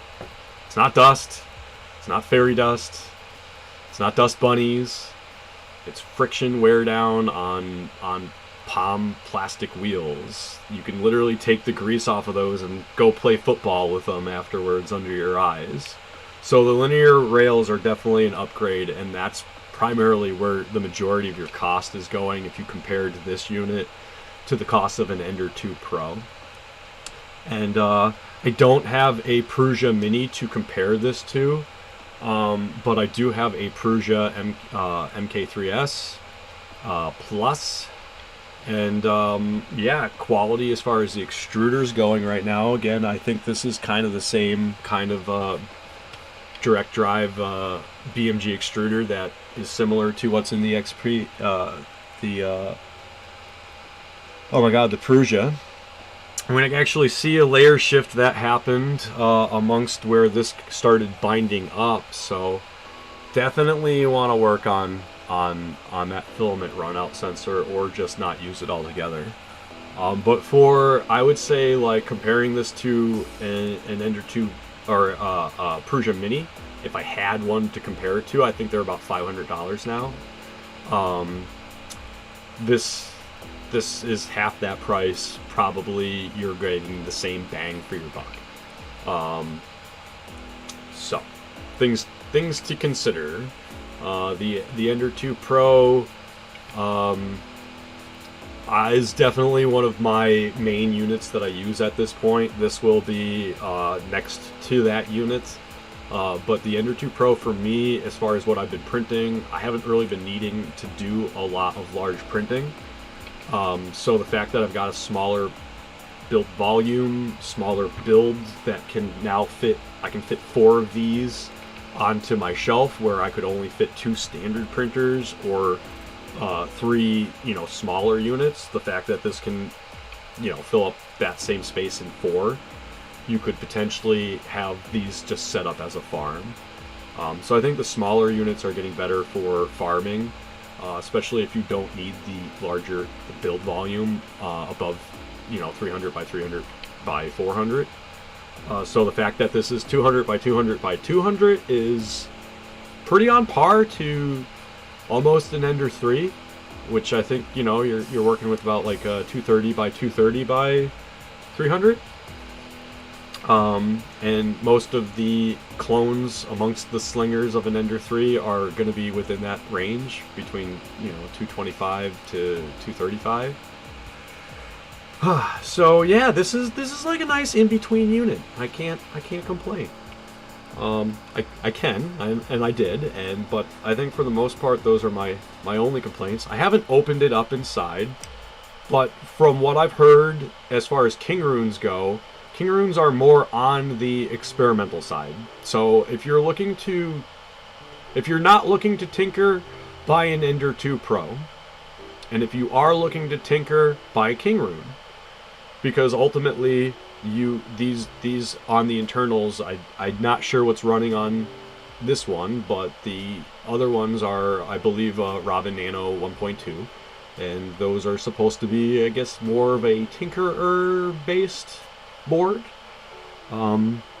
So again, comparing it to a $500 Prusa Mini, you can see where you've got the base 180, mid-range 280, and then your high range of 500. And each one of those is going to give you literally a varying of style printer. Whereas with like the Ender 2, you're getting your palm wheels. With your Kingroon, you're getting your linear rails, and then with your Prusa Mini, you're getting the linear rails on the rods, on the guided rods. So it's similar, but not. And with Prusa, you're also getting a lot of tech support, where if you needed it, you're paying for it. I'm not sure really how Kingroon is. I've never needed their support, though they offer a great user group on the Facebook. SliceWorx is new to me. I'm excited that they reached out to me and brought me one of these units, and they also sell Filament, which I'm looking really excited to purchase some. They have a Ryobi green. It's not Ryobi, but it is the green of Ryobi, and I'm a big fan of Ryobi products, so I kind of wanted to look into some of their green filament that looked like that. Ultimately, we got our square off here, our little box. You can see again where I had a little extrusion line going on, but that's where I definitely saw the tension in my filament getting really tight. So yeah, you know, unfortunately I can break that. That's how much of a tension was going on there. But otherwise, it's super smooth.